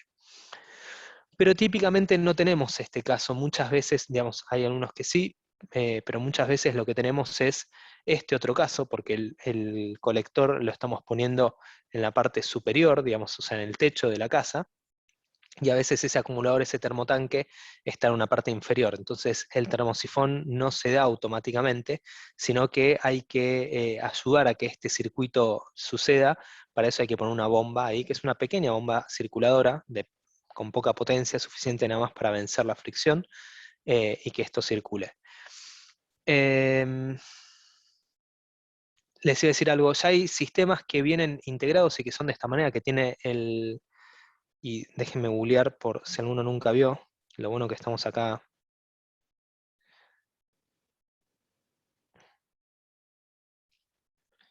Termotanque solar. Gonzalo, una pregunta, ¿esa bomba es por tiempo o tiene alguna especie de flotante? Esa bomba está circulando constantemente. Ok. Típicamente, probablemente hayan visto en algún techo, y si no presten atención, pero probablemente los vean, esto que está acá, que es un termotanque solar. Hay uno en la plaza al lado de la facultad. Es cierto, para el mate, ¿no? Para el agua caliente. Y es simplemente así, fíjense que acá tienen el acumulador y acá tienen lo que les decía del colector, que son tubos que están todos conectados, es una gran serpentina y por acá circula el agua y vuelve a ingresar acá, también esa serpentina, y acá está calentando el agua. En general estos además, o dos alternativas, o están conjugados con un sistema, digamos, tradicional, como puede ser un calefón o un termotanque aparte, entonces acá, digamos, hago lo que puedo y precaliento el agua, y si no la llegué a calentar lo suficiente porque estoy en invierno, porque tuve mucho consumo, porque tuve muchos días nublados, esto se termina de calentar en el sistema tradicional. Ahora vamos a ver un esquema al respecto. O también lo que está sucediendo ya muchas veces es que esto adentro tiene unas resistencias eléctricas, entonces esto va enchufado a la corriente, y si tiene un termotanque, un termostato, y yo le digo, bueno, quiero que esto tenga, por ejemplo, X grados de temperatura, y si no llega a esos X grados de temperatura, se prende la resistencia para calentar lo que me falta y llegue a ese valor, ¿no? Y ya hay muchos de estos sistemas ya. Profe, Bueno, ¿esa resistencia sí. también es alimentada por el mismo panel o por la conexión domiciliaria? No, porque ojo que este no es una célula fotovoltaica, ¿no? Este no es un panel solar, digámosle. Este es un colector de agua caliente calentado por el sol. Pero distinto es un panel solar. ¿Y no se utiliza, por ejemplo, solo un panel y que alimente una resistencia, que caliente el agua en un termotanque, por Sí, ejemplo? sí, podríamos. O sea, vos decís tener un sistema, digamos, que yo la energía eléctrica la saque de sistemas solares y después con eso pueda calentar la resistencia de esta. Sí. Sí, sí, tranquilamente podría, y típicamente las empresas, no todas, ¿no? Pero muchas de las que venden un sistema también te venden el otro, digamos, y no todas, ¿no? Algunas se especializan en esto, otras se especializan en paneles solares, pero hay algunas, digamos, para consumo domiciliario al menos, digamos, venden las dos cosas, y se hace el cálculo de cuántos paneles solares necesitarías para poder alimentar la potencia de esa resistencia. Creo que justo pregunta. en la pestaña de paneles solares justo hay un ejemplo. A ver. Ahí ¿Dónde? en este. No veo, para. Dibujé en la pantalla. Ah, Ese. mira vos, buenísimo. Sí, Sí, pero son podría dos ser. cosas independientes. Son dos cosas independientes. En este caso, fíjense que este que está acá a la derecha no tiene el termotanque incorporado como ese otro que veíamos, ¿no? Esto que está acá a la derecha, que a ver si acá hay algún caso. No, porque en general se llaman colectores solares nada más. Bueno, y vuelvo. Sería algo similar a esto, ¿no? Quizás el acumulador lo tenemos en otro lado, abajo, o donde sea. ¿Te puedo hacer una pregunta, Gonzalo? Sí, obvio. Porque yo estaba pensando, digamos, ¿no? Poner que yo decido para una casa o lo que sea, no sé, proyecto calentar el agua con un termotanque solar, ¿no? Eso está en la intemperie, y poner que un día me graniza y me destruye todo el colector, ¿no? Sí. Tengo que tener un sistema de emergencia, tipo un sistema tradicional de emergencia. Sí, Entonces yo pensaba, cuando proyectás esto, ¿proyectás también un sistema tradicional que tenga la misma capacidad? ¿O cómo haces? está bien la pregunta. A veces sí, a veces no, depende, digamos. Ya existen, y he visto, digamos, viviendas que únicamente tienen un colector solar y nada más, quizás con la resistencia. Son bastante resistentes al granizo esos tubos, de hecho está especificado ahí en el fabricante y lo he leído, dicen cuánto es lo que resisten, pero además se venden también unos sistemas que son como unas mallas que no molestan con digamos, no reducen la incidencia del sol, pero le dan más resistencia frente al granizo, existen. Digamos, después cada proyectista puede hacer lo que quiera, no diga, no, che, pero otra vez el nivel de lujo y confort, y bueno, todo hay que poner en la balanza, ¿no? Quiero ser más sustentable, menos sustentable, más conservador, menos conservador, todo es a considerar. Está muy bien igual la observación.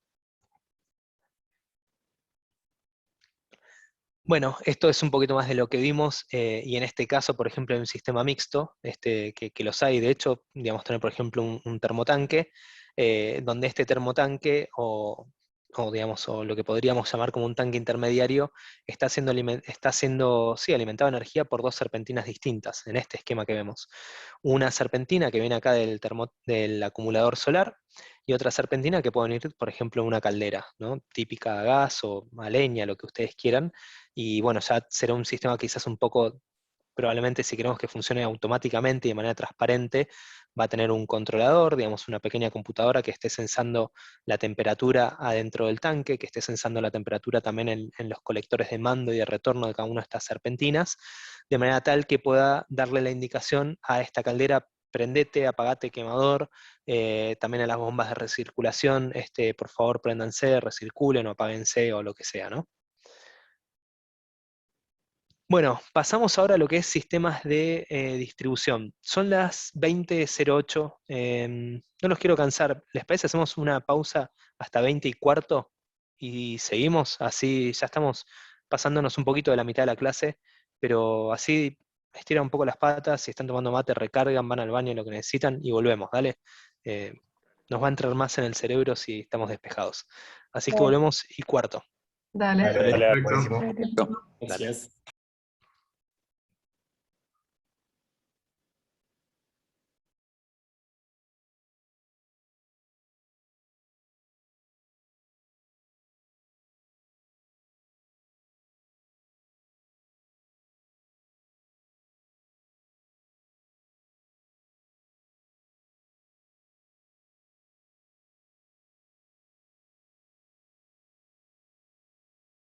No tengo forma de comprobarlo.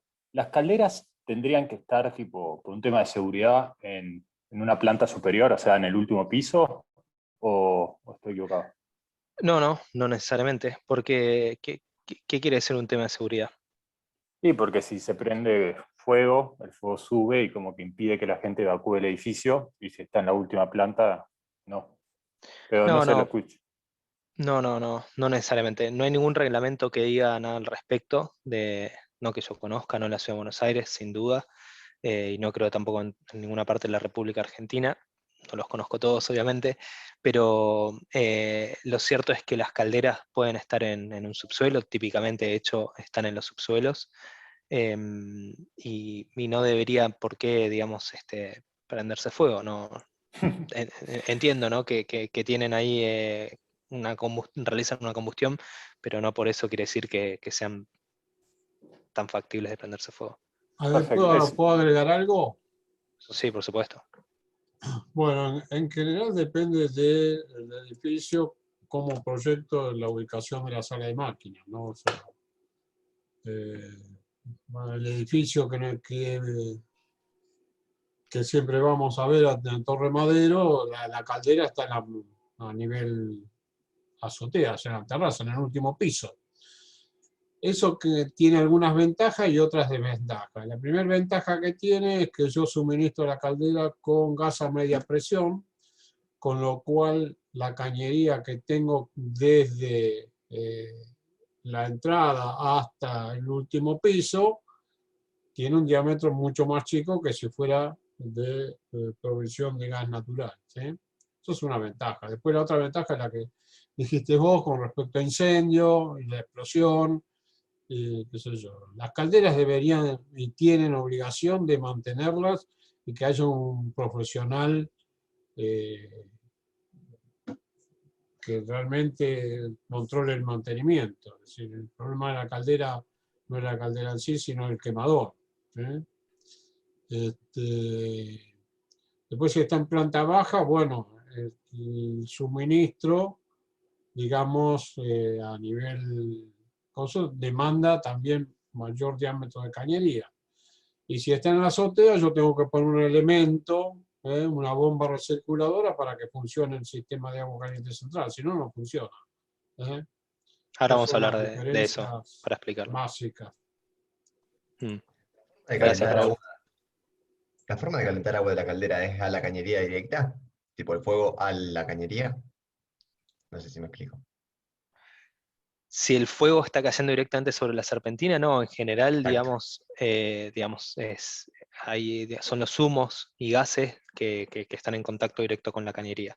Pero la llama del fuego, digamos, es chiquita, es pequeña. De hecho, si alguno tiene un calefón, es similar a lo que sucede en el calefón. Digamos, puede mirar por ahí y no está en contacto la llama con la serpentina. Algo que dijo. Perfecto, sí. Está bien.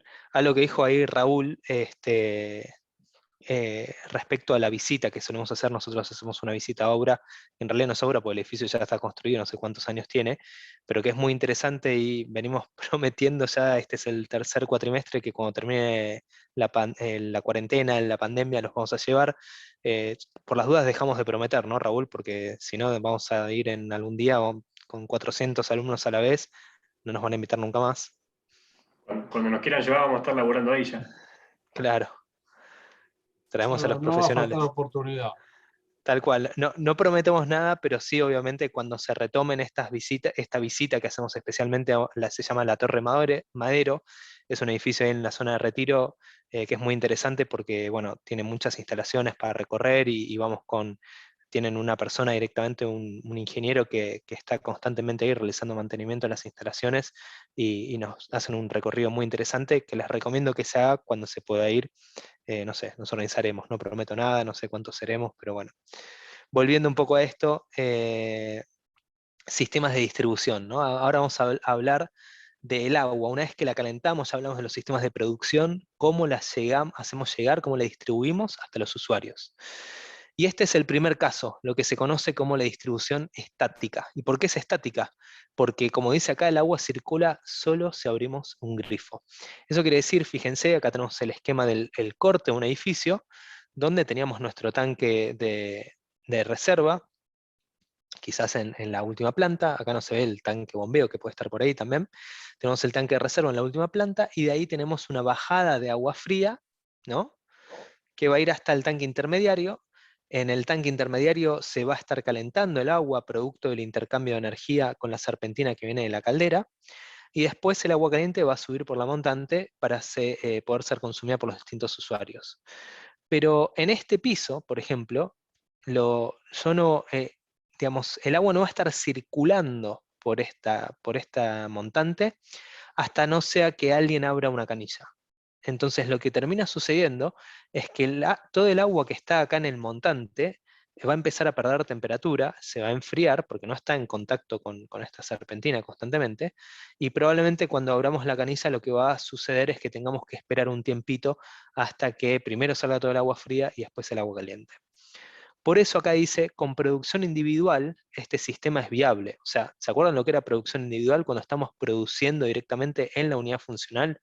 Bueno, con un calefón típicamente pasa esto, ¿no?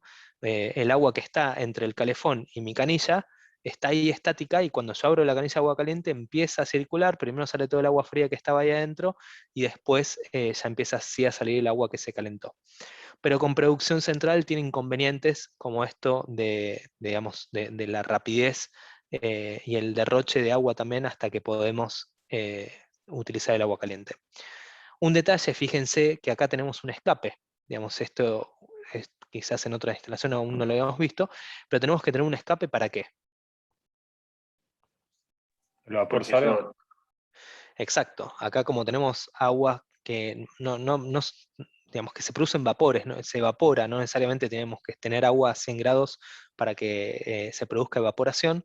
Va a haber evaporación, y esa agua, si no la permitimos evacuar por algún lugar, escapar por algún lugar, se nos genera una sobrepresión que nos podría reventar la cañería. Por eso tenemos que tener un escape, y acá hay un detalle respecto a la altura del escape.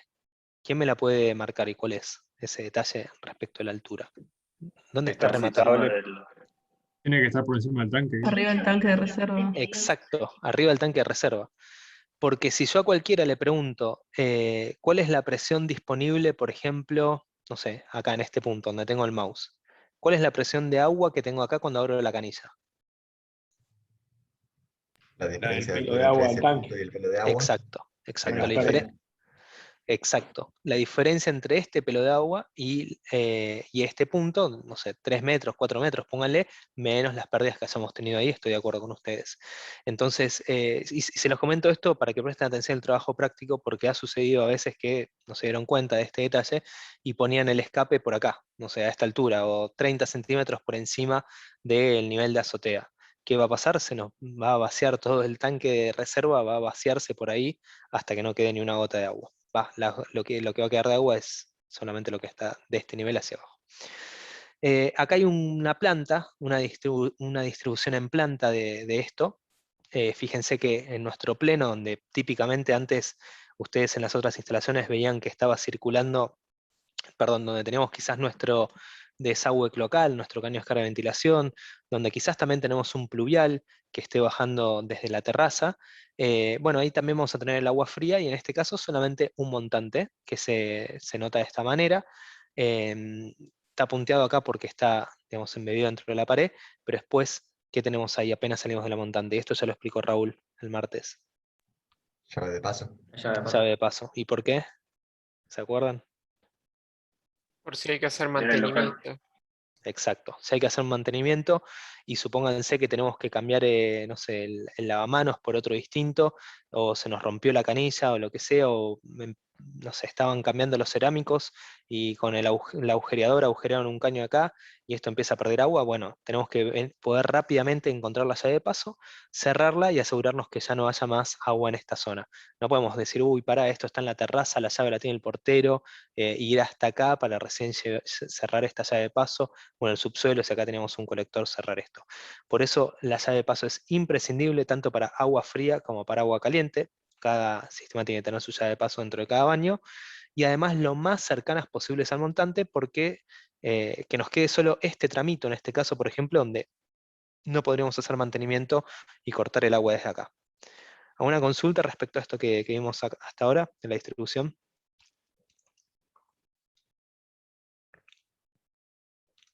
Avanzo.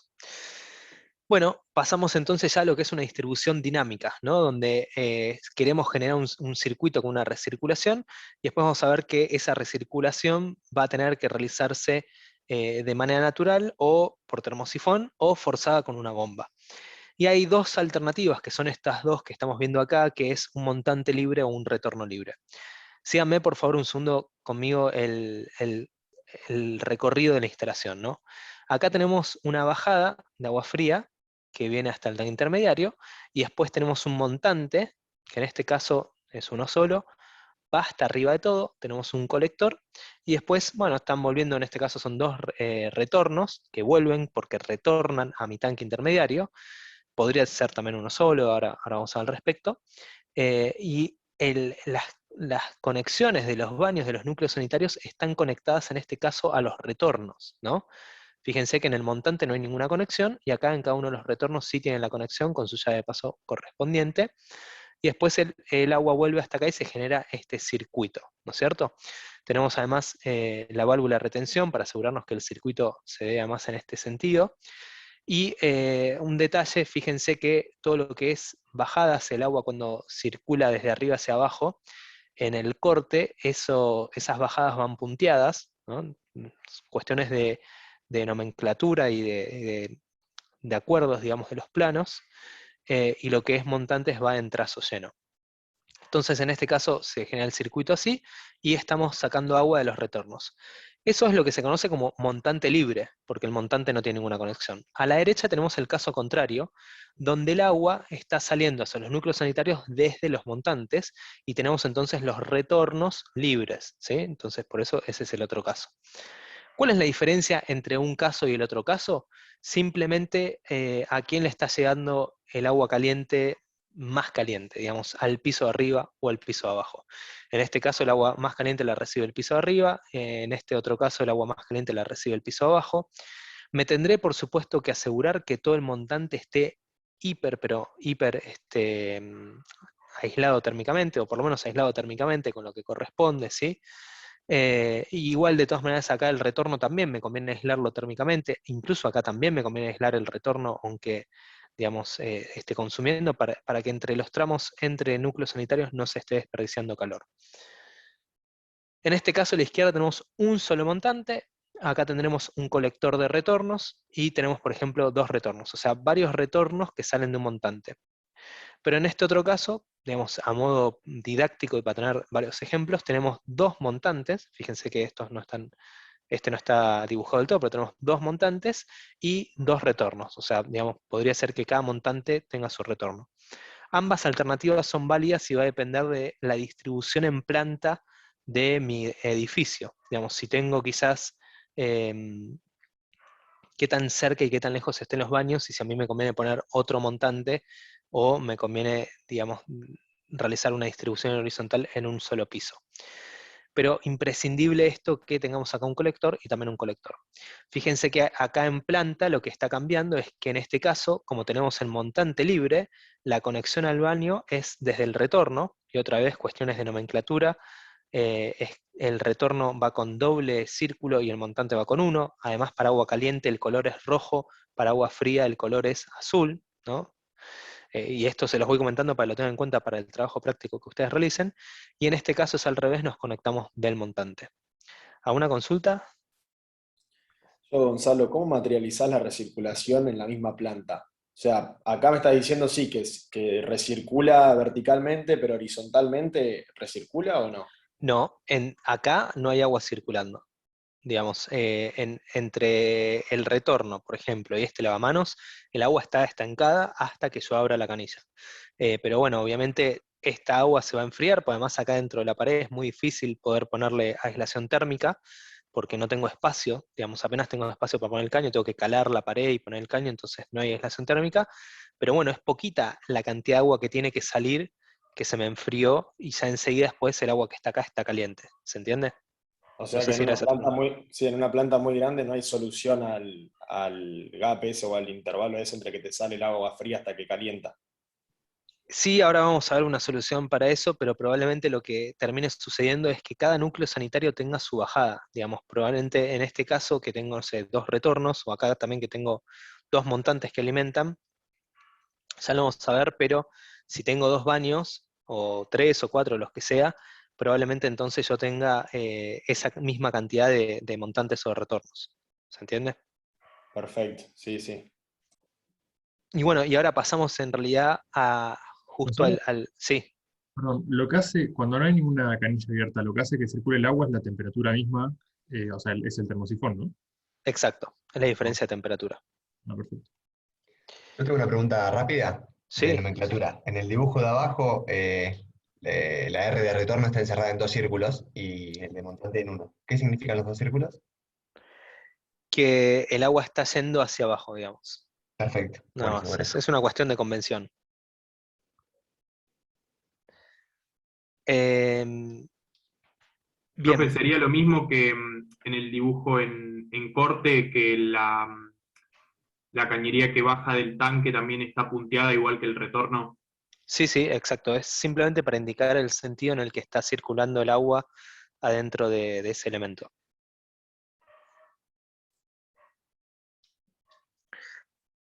Bien, y esto justo viene a responder un poco lo que preguntó recién, creo que era Mateo.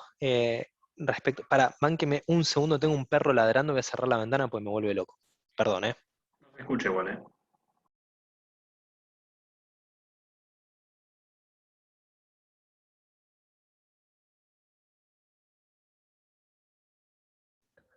Gracias. Lo sigo escuchando, pero menos. Lo que preguntaban recién, fíjense en este caso, por ejemplo, donde tenemos 2 baños, ¿no? Tenemos un baño principal y un baño de servicio o un toilet, digámosle, ¿no? Por ejemplo. Entonces, en el baño principal, en este caso lo que estamos teniendo es un montante y un retorno distribuidor, o sea, también una distribución dinámica porque el agua está constantemente circulando en este circuito, pero vamos a aprovechar que el agua, digamos, que sale más caliente va a ser consumida por el baño principal y vamos a dejar el retorno, digamos, en este caso estamos aprovechando un montante y un retorno y que los dos sean distribuidores para el baño donde no necesito que tenga el agua tan caliente, ¿no? Podría ser la cocina, por ejemplo. Y a la derecha lo que tenemos es un caso ya no tan típico, digamos, esto es menos frecuente, donde además de tener un circuito que se genera, digamos, así de manera global, de circulación, también tenemos agua que está constantemente circulando por esta cañería, ¿no? Justo es lo que antes se le preguntó. Están conectados los montantes y los retornos en todos los niveles. Entonces, por acá va a estar circulando agua también constantemente, ya no está estancada. ¿Para qué quiero esto? Bueno, simplemente para un mayor nivel de lujo y confort, pero que típicamente hoy en día no se ejecuta demasiado. Esa es la única diferencia. Perdón. Y además, otra diferencia es que vamos a tener 2 llaves de paso en el baño. Y esto es muy importante, hay que hacérselo saber al usuario, porque si el día de mañana tengo, no sé, viene el plomero y pinchó sin querer un caño, no solamente tiene que cerrar esta llave de paso, sino que también va a tener que cerrar esa llave de paso. ¿Bien? ¿Se entiende? Tengo una consulta. Sí. En ese caso donde tenés el montante y el retorno que van alimentando a las distintas unidades. Caso de la izquierda. Claro. Cuando tenés mucha demanda, que tenés mucha gente tomando caudal al mismo tiempo, al último que le llega no tiene una pérdida de carga importante. ¿Pérdida de energía, de calor o de carga No, de caudal? no, de caudal, de energía. Sí, tendrá una pérdida de presión, obviamente, porque haya consumo, pero eso también se dimensiona, ¿no? Y se tiene en cuenta. Ok. Pero sí. Y un detalle, fíjense que acá tiene una bomba recirculadora, porque acá al estar circulando por todos, digamos, por cada uno de estos tramos intermedios, hay mayores pérdidas por fricción y rozamiento, entonces ahí probablemente sea más difícil que podamos tener una circulación natural por termosifón capaz de vencer todas las pérdidas. Bien.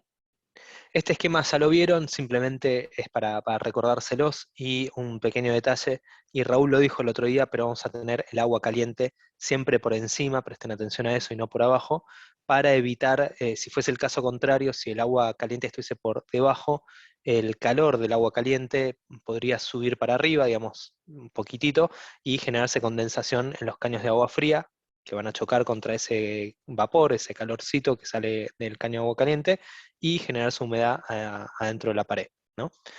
Ese es siempre solamente un detalle. El otro es este que ya lo dijo Raúl también, fíjense cómo pasa por arriba la bañera o la bañadera para asegurarnos de que no no tengamos que sacar la bañadera si algún día tenemos que hacer una reparación.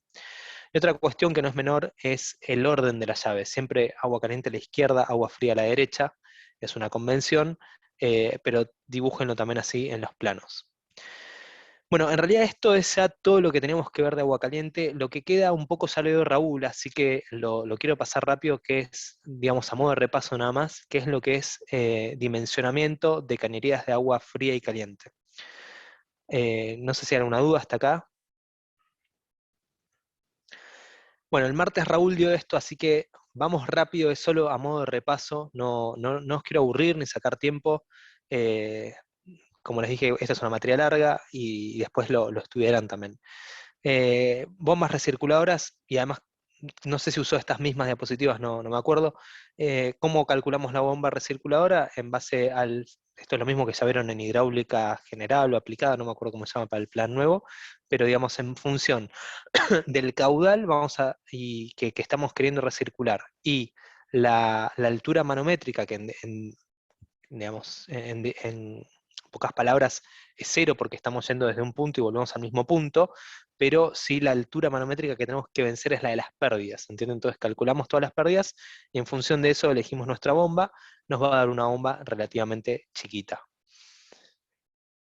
Dimensionado de cañerías hay dos alternativas. Una es realizar un cálculo hidráulico según la ecuación de Bernoulli que ustedes ya conocen de hidráulica, digamos, donde tenemos la diferencia de altura, la diferencia de presión y la de velocidad, y eso se supone que se va a mantener constante siempre, excepto por las pérdidas, ¿no?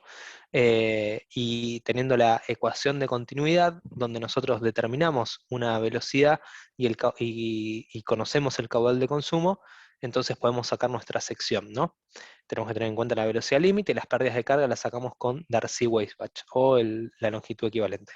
Lo digo rápido porque en realidad esto es tema de otra materia, que es hidráulica, y creo que algo vieron también con Raúl.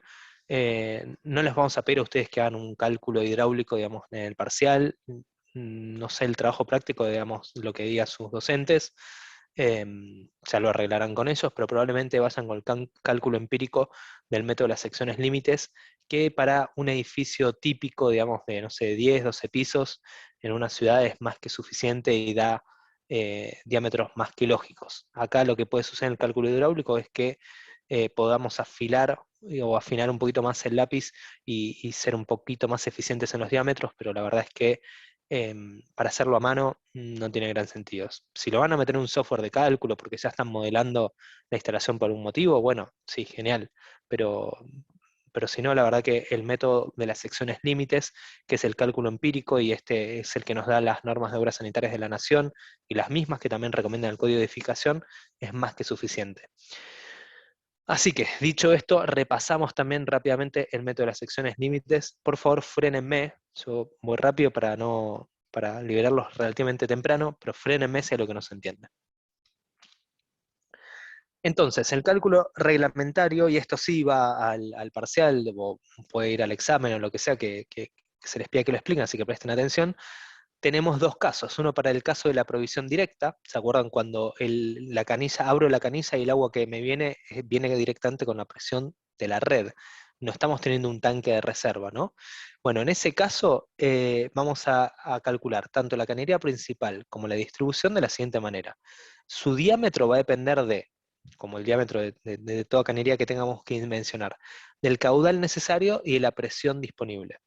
Entonces, ¿cómo calculamos cada uno de esos puntos? El caudal necesario y la presión disponible. El caudal necesario para viviendas se va a calcular de la siguiente manera. Se va a suponer un uso simultáneo de 1,5 canillas por unidad de viviendas. O sea, vamos a suponer que se está abriendo al mismo tiempo 1,5 canillas, una cuestión de simultaneidad. Cada canilla gasta típicamente, va a depender del artefacto obviamente, pero típicamente tiene un gasto, un caudal de 0,13 litros por segundo, que multiplicado por 1,5 nos da unos 0,20 litros por segundo. Ese es mi caudal para provisión directa en el cálculo. Para edificios públicos lo que se considera es un uso simultáneo de 0,5 artefactos, o sea, que tengo que calcular 0,5 multiplicado por el número de artefactos, supongo que tengo, no sé, un baño completo, digamos, cada uno de estos artefactos lo multiplico por 0,5, otra vez por 0,13, y atención que cada baño completo se considera como un artefacto.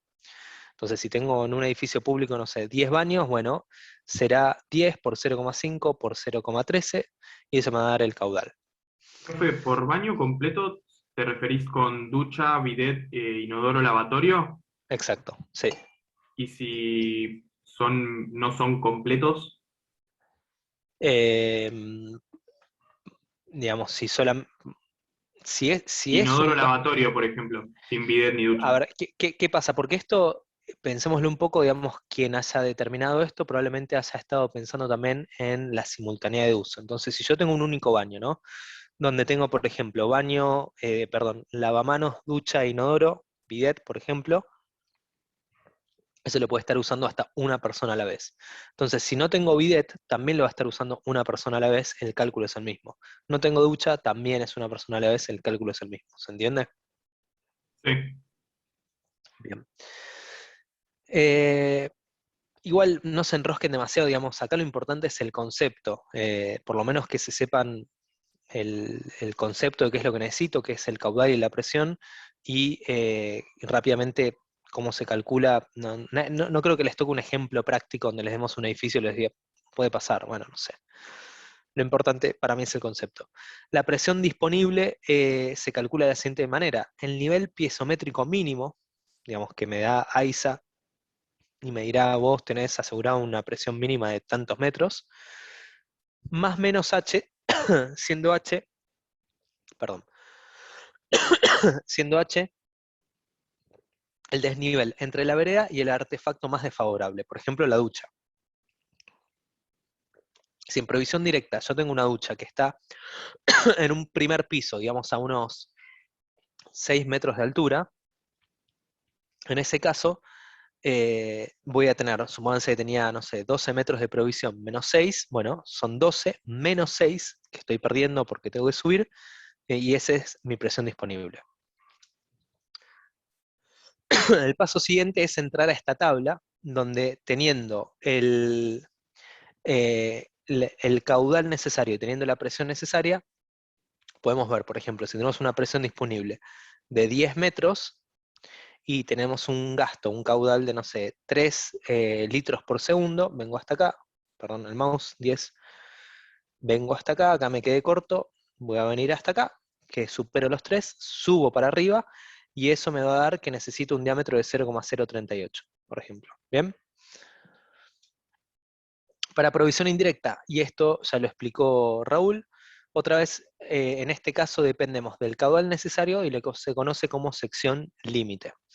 Entonces, el método de las secciones límites traduce los caudales necesarios en secciones, o centímetros cuadrados, de cañería. Eso lo sacamos después el diámetro de tablas para agua fría y agua caliente. Entonces, para cañerías de distribución y o para bajadas de tanque, vamos a hacer esto que está acá. Para el colector, después vamos a hacer esto que está acá. Entonces vamos a ver primero el caso A. Vamos a asignar a cada artefacto o grupo sanitario una sección preestablecida de centímetros cuadrados. Es esto que dijo acá Raúl. ¿Se acuerdan de esta tabla que vimos el martes? Veo una sola cara por ahí y no dice nada. Es la de Gianfranco y está quieto. No dice ni Sí, signo. sí, estaba en la Ok, bueno. Está en el apunte también, me pareció verla también. Sí, está en el apunte, por supuesto. Esto viene en la norma de obras sanitarias de la Nación, así que también está en el reglamento.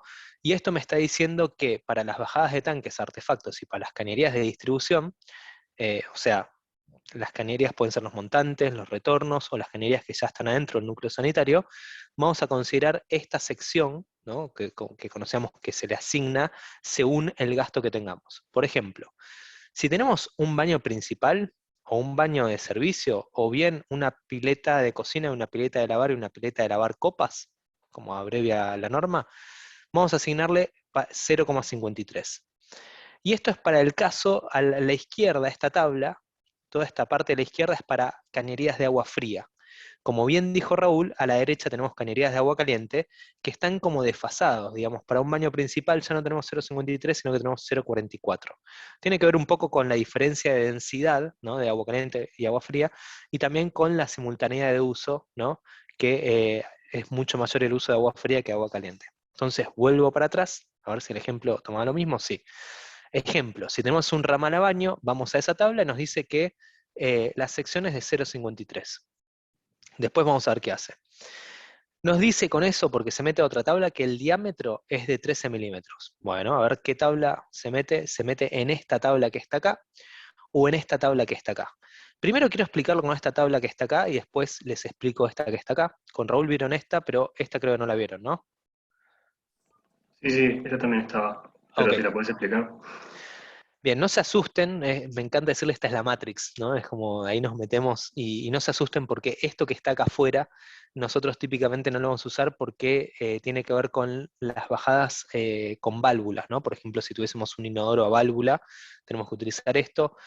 No me quiero meter ahora en eso, si les divierte o algún día les toca dimensionar una cañería a válvula, en el apunte está explicado. Pero quedémonos con la tabla de adentro, con la parte de adentro, a ver si puedo hacer un zoom. Esto acá adentro me dice, el diámetro, tenemos caños desde 9 milímetros, después 13, 19, 25, 32, 38, y así sucesivamente. Nos dice la sección que tiene cada uno de esos, hagan la prueba. Creo que hay uno por acá que le pifia por algún número, porque alguna vez hice la prueba, pero esto es pi por diámetro al cuadrado sobre 4 de esto, da este valor que está acá. Y acá tenemos lo que se conoce como la sección límite, ¿no? Para una bajada o para un colector. Detalle, y que aviso ahora, nosotros no vamos a utilizar caños de 9 milímetros. O sea que olvídense de esta fila. Si nos da que podemos usar uno de 9, igual nosotros como mínimo usamos uno de 13. ¿Bien? Entonces, lo que nos dice, habíamos dicho que, a ver que sacó el zoom. Primero tenemos que ver todo lo que tenemos, por ejemplo, un ramal a baño. Si es lo único que tenemos que calcular, solamente teníamos entonces, desde acá dijimos, que sumar una sección de 0,53. Y venimos a esta tabla y el 0,53, como sección límite, lo tenemos acá ya. El 0,53 es menor a 0,90. O sea que, según esta tabla, podríamos tener un diámetro de 9 milímetros. Como dijimos que no vamos a utilizar un diámetro tan chico y el mínimo es de 13, vamos a ver si el ejemplo dice lo mismo. Entonces, lo que vamos a poner es un diámetro de 13. Y nos dice, para 13 milímetros la sección límite es de 1,80. Vamos a chequear si decía eso. Para 13 milímetros la sección límite es de 1,80. ¿Se entendió lo que acabo de hacer? Sí, sí. Bien. Ahora, imagínense que ese es el diámetro entonces que vamos a tener ya adentro del núcleo sanitario. Pero imagínense que tenemos 10 pisos, ¿no? Y que estamos alimentando desde el tanque de reserva estos 10 pisos. Obviamente en el piso número 10 todavía tengo que alimentar a 10 baños, entonces esa sección de la bajada de ese caño va a tener en realidad 0,53 baños, 0,53 centímetros cuadrados que alimentar multiplicado por 10, o sea, 5,30. ¿Bien? 0,53 por 10 me da 5,30. Y según esa misma tabla me dice que el diámetro es de 25 milímetros. Vamos a ver si es cierto. 5,30, perdón, esta no. Ahí está.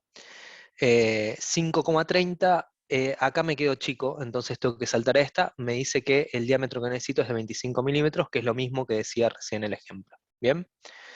Y acá aclara el diámetro mínimo a adoptar es de 13 milímetros.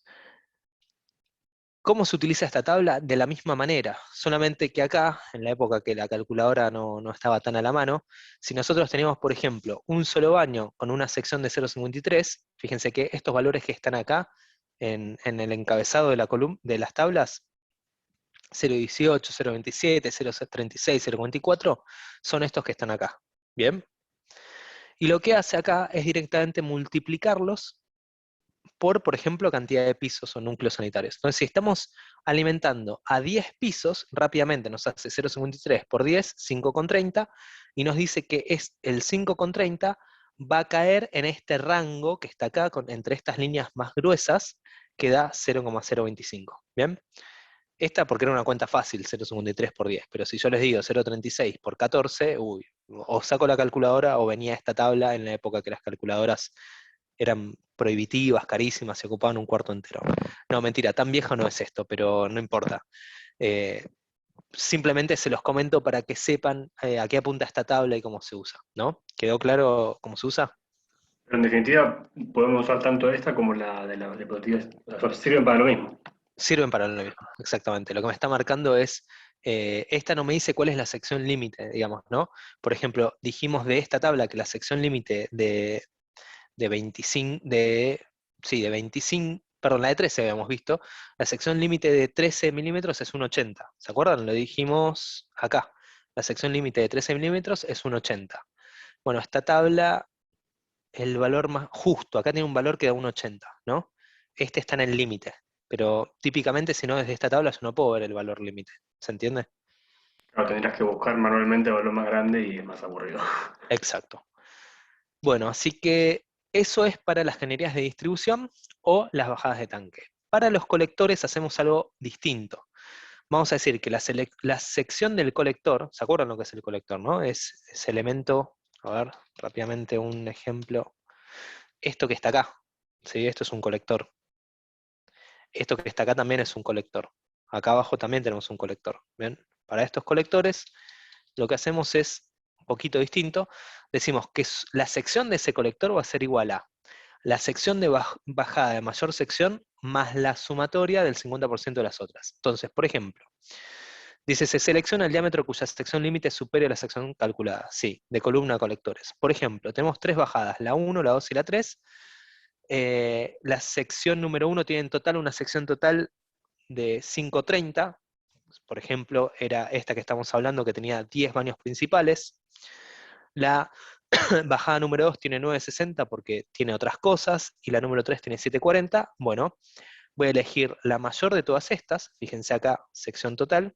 Bueno, perdón, además acá muestra que entonces cada una de estas va a tener, esta corresponde a tener una de 25, esta va a ser de 38, esta de 32. Bueno, la sección total es el mayor de estos valores, de los que saqué acá de esta tabla, más el 50% de los otros. Eso me da 15,95. Y 15,95 vengo y me meto a esta tabla, ahora sí, me tengo que meter sí o sí a esta tabla, 15,95, y me fijo cuál es la sección límite, pero ahora en esta última columna, la de colectores, no la de bajada. Y 15,95 me da que tengo que tener un diámetro de 50, ¿no? Porque esta no me alcanza, es hasta como mucho 13,62, me vengo a esta. Mi colector va a ser de 50 milímetros, entonces. Vamos a ver si el ejemplo daba lo mismo. El ejemplo da lo mismo, 50 milímetros. Y por último, bueno, esto no sé, no me acuerdo si Raúl lo nombró, pero esta planilla de cálculo es la que utilizamos. ¿Lo nombró esto Raúl o no? No, como recuerdo. Lo nombré, pero sin números. Ok, bueno, lo paso rápidamente. Esta es la planilla de cálculo que ustedes van a utilizar, van a aprovechar y también la van a poner en la memoria técnica descriptiva del trabajo práctico, pero además esta misma planilla tiene que después estar puesta en los planos, y eso es muy importante, para que, digamos, yo siempre les digo, los planos es la documentación con la que se va a construir en la obra y tiene que tener todo lo necesario para que una persona que nunca los ve a ustedes como proyectistas pueda llevar a cabo la instalación sin tener que llamarlos por teléfono ni mandarles un mail porque por ahí no los conoce y no tiene esos datos. Y lo mismo, si ustedes están en la obra, no tienen por qué estar llamando al proyectista. Entonces, esto que es súper importante, me va a estar diciendo los diámetros para cada una de las bajadas de agua fría y de agua caliente. Fíjense, agua fría tengo, por ejemplo, 2 bajadas, y de agua caliente tengo un montante y un retorno, el montante número 3 y el retorno número 4. Voy a decir piso a piso cuál es el diámetro, y el material me podría decir también, por ejemplo, el diámetro que tengo que tener en ese piso. ¿Bien? Y fíjense que tiene lo que se conoce como la sección parcial y después también la sección acumulada. Esto es para, y a ver, busco rápidamente un ejemplo. Alguno que quede claro, por ejemplo, en agua caliente, la sección más grande de todas va a estar acá, ¿no? Esta acá abajo, apenas salgo del tanque intermediario, en este caso tengo que alimentar estos 10 pisos. Pero entonces la sección acumulada yo la voy a ir calculando piso a piso, y me va a dar en un momento, si acá por ejemplo tenía un único baño, tenía por ejemplo 5,30 centímetros cuadrados. Vamos a ver qué pusieron acá. Por ejemplo, sección parcial, fíjense cómo va sumando. Esto es para agua fría, o sea que arranco desde la parte de abajo hacia arriba. Otra vez, perdón, vamos a hacerlo con el ejemplo que está ahí marcado. Agua fría, imagínense que acá también en cada piso estoy teniendo pincho los caños para darle provisión de agua fría a cada piso. El de abajo de todo, si es un único baño, va a tener una sección de 5,30. Ya acá en este punto, si este también es un único baño, también la sección parcial es de 5,30, pero acumulada voy a tener 5,30 más 5,30. Entonces la voy a ir sumando. De esa manera me puedo dar cuenta rápidamente con esta tabla cuál es la sección acumulada. Vuelvo a la tabla. Eso es lo que pretende hacer acá, ¿no? Tenía, por ejemplo, 0,53, y acá en este otro piso tiene 0,62, entonces acumulado tengo 0,53 más 0,62, que me da 1,15. Para 1,15, según la tablita esta que está acá, vengo 1,15 y me dice que puedo tener una de 13 milímetros, entonces le pongo la de 13 milímetros. En este nivel, por ejemplo, ya la sección acumulada, por el método de las secciones límites, es de 3,01. 3,01 me dice que ya tengo que poner una de 19, ¿bien? Porque esta no es suficiente. ¿Bien? Entonces pongo la 19. No hay mucho más que decir al respecto. Y esto Raúl ya lo explicó otra vez. No sé si meterme, digamos, no quiero repetir. Simplemente dice que el caudal de bombeo, digamos, muy rápido, ¿qué necesito para determinar el cálculo de la cañería de impulsión y de la bomba? ¿Sí? La bomba que va desde el tanque de bombeo que está ahí abajo al tanque de reserva que está arriba, en un caso de producción indirecta. Dos cosas, el caudal y la altura manométrica. El caudal de la bomba va a ser igual al caudal de conexión, ¿sí? De mi conexión domiciliaria al caño de AISA, que yo la voy a calcular como mi reserva total diaria dividido 1 a 4 horas. O sea, voy a suponer que yo voy a estar recibiendo toda mi reserva total diaria en un lapso de tiempo de 1 a 4 horas. Obviamente 4 horas me va a dar que se está llenando más lento, porque me permite tener un diámetro más chiquito. Si yo la quiero en 1 hora, voy a tener un diámetro más grande. La altura manométrica, ¿sí? Que necesito para calcular la bomba, va a ser igual a la altura geométrica, ¿sí? Entre la aspiración de la bomba y el punto donde está volcando hacia el tanque de reserva, más todas las pérdidas que yo tenga. ¿Y esas pérdidas cómo se calculan? Bueno, se calculan como la longitud equivalente que tenga en mi cañería por este coeficiente de fricción. Y la longitud equivalente tiene en cuenta las pérdidas en accesorios. Entonces, en la práctica es mi altura geométrica, la diferencia de altura, más la altura en horizontal, por si esta cañería tiene un desplazamiento en horizontal en algún momento, más el número de curvas por 10 metros, o sea, cada vez que hace una curva es como si me sumara 10 metros de cañería, o más el número de válvulas por 20 metros, o sea, cada vez que tengo una válvula es como si me hubiesen sumado 20 metros de cañería. Esto es para traducir todo justamente a esto, ¿no? A la longitud equivalente por coeficiente de fricción. Porque de esa manera yo puedo meterme en una tablita, encontrar el coeficiente de fricción, y multiplicarlo directamente por la longitud equivalente, y ya con eso tengo las pérdidas, que si se la sumo a la altura geométrica, tengo la altura manométrica. ¿Me ¿Puedo hacer una siguieron hasta ahí? pregunta? Sí, por Sí. supuesto. La altura geométrica es desde el punto de impulsión, o sea, de donde sale la bomba, hasta el pelo de agua, que es variable, ¿no? No, ahí voy, dame un Dale, segundito. gracias.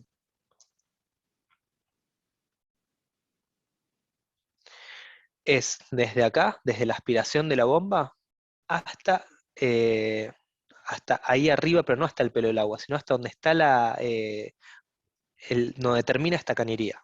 ¿Se entiende?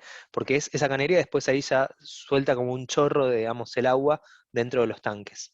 Claro, claro, me imaginaba que entraba por abajo. Perfecto, gracias. Bien, perfecto. Vuelvo a donde estábamos. Como ven, ya casi terminamos. Estamos acá. El coeficiente de fricción sale de tabla o de ábaco, y es esta acá. Digamos, acá, por ejemplo, de tabla es esta tablita que está acá. Si tenemos, por ejemplo, un diámetro de, no sé, 38 pulgadas, por ejemplo, y un caudal de 2.400 litros por hora, mi coeficiente de fricción va a ser este que está acá. Quizás todavía no tenemos el diámetro, así que esto es un poco prueba de error. Fíjense igual que un poco el caudal me va determinando los rangos en los que me puedo mover. O sea, si tengo un caudal de 16.500 litros por hora, y acá la tabla solamente me dice, podés usar un diámetro de 64 o 76, ni se te ocurre usar un 95, porque estás queriendo mandar una cantidad de agua tremenda por ese cañito chiquito, entonces ni siquiera te comparto el diámetro de fricción. Y si no, también como explicó muy claramente Raúl, está este ábaco que está acá, en el que nosotros vamos a determinar una velocidad, ¿no?, conveniente, y en función a esa velocidad y ese caudal, vamos a tener nuestro diámetro interior y nuestra pérdida de carga en milímetros de columna de agua por metro de longitud de cañería, es decir, nuestro coeficiente de fricción, ¿no? Y acá un detalle importante: ¿por qué limitamos la velocidad? ¿Por qué decimos que queremos que esté entre más o menos 0,5 metros por segundo y 1,5 metros por segundo, como mucho 2 metros por segundo? No sé si Raúl lo dijo, pero ¿alguno lo sabe? Por el ruido. Bueno, clarísimo, acá lo dice, preguntándoles. Va más rápido, tenemos inconvenientes por ruidos, y si va más lento, tenemos inconvenientes por sedimentación. Así que bueno, respondido esto, y para finalizar, antes de ir al parcialito que está en el campus, les quiero decir esto: por favor vayan al apunte de provisión de agua sanitaria, y aprovechen también y métanse en el canal de YouTube de instalaciones, que por ahí están varios videos de fabricantes y de ejecución de instalaciones, o creo que están en el campus, ¿no, Raúl? O hay una lista de reproducción. Sí, sí. Vayan porque son súper útiles.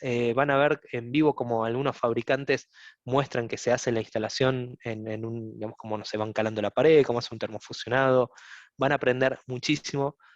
Más que una recomendación, es obligatorio, digamos. Ustedes están acá para aprender, bueno, vayan, aprendan viendo eso, van a aprender. Además es interesante, lo pueden hacer tirados de la cama, lo que quieran. Bueno, pasamos al parcialito. ¿Hay alguna consulta, alguna duda antes de terminar? ¿Podrías, por favor, mostrar en el esquema dónde estaba la bomba recirculadora? Porque me quedó eso cuando mostraste las Sí. curvas. ¿Esta decís?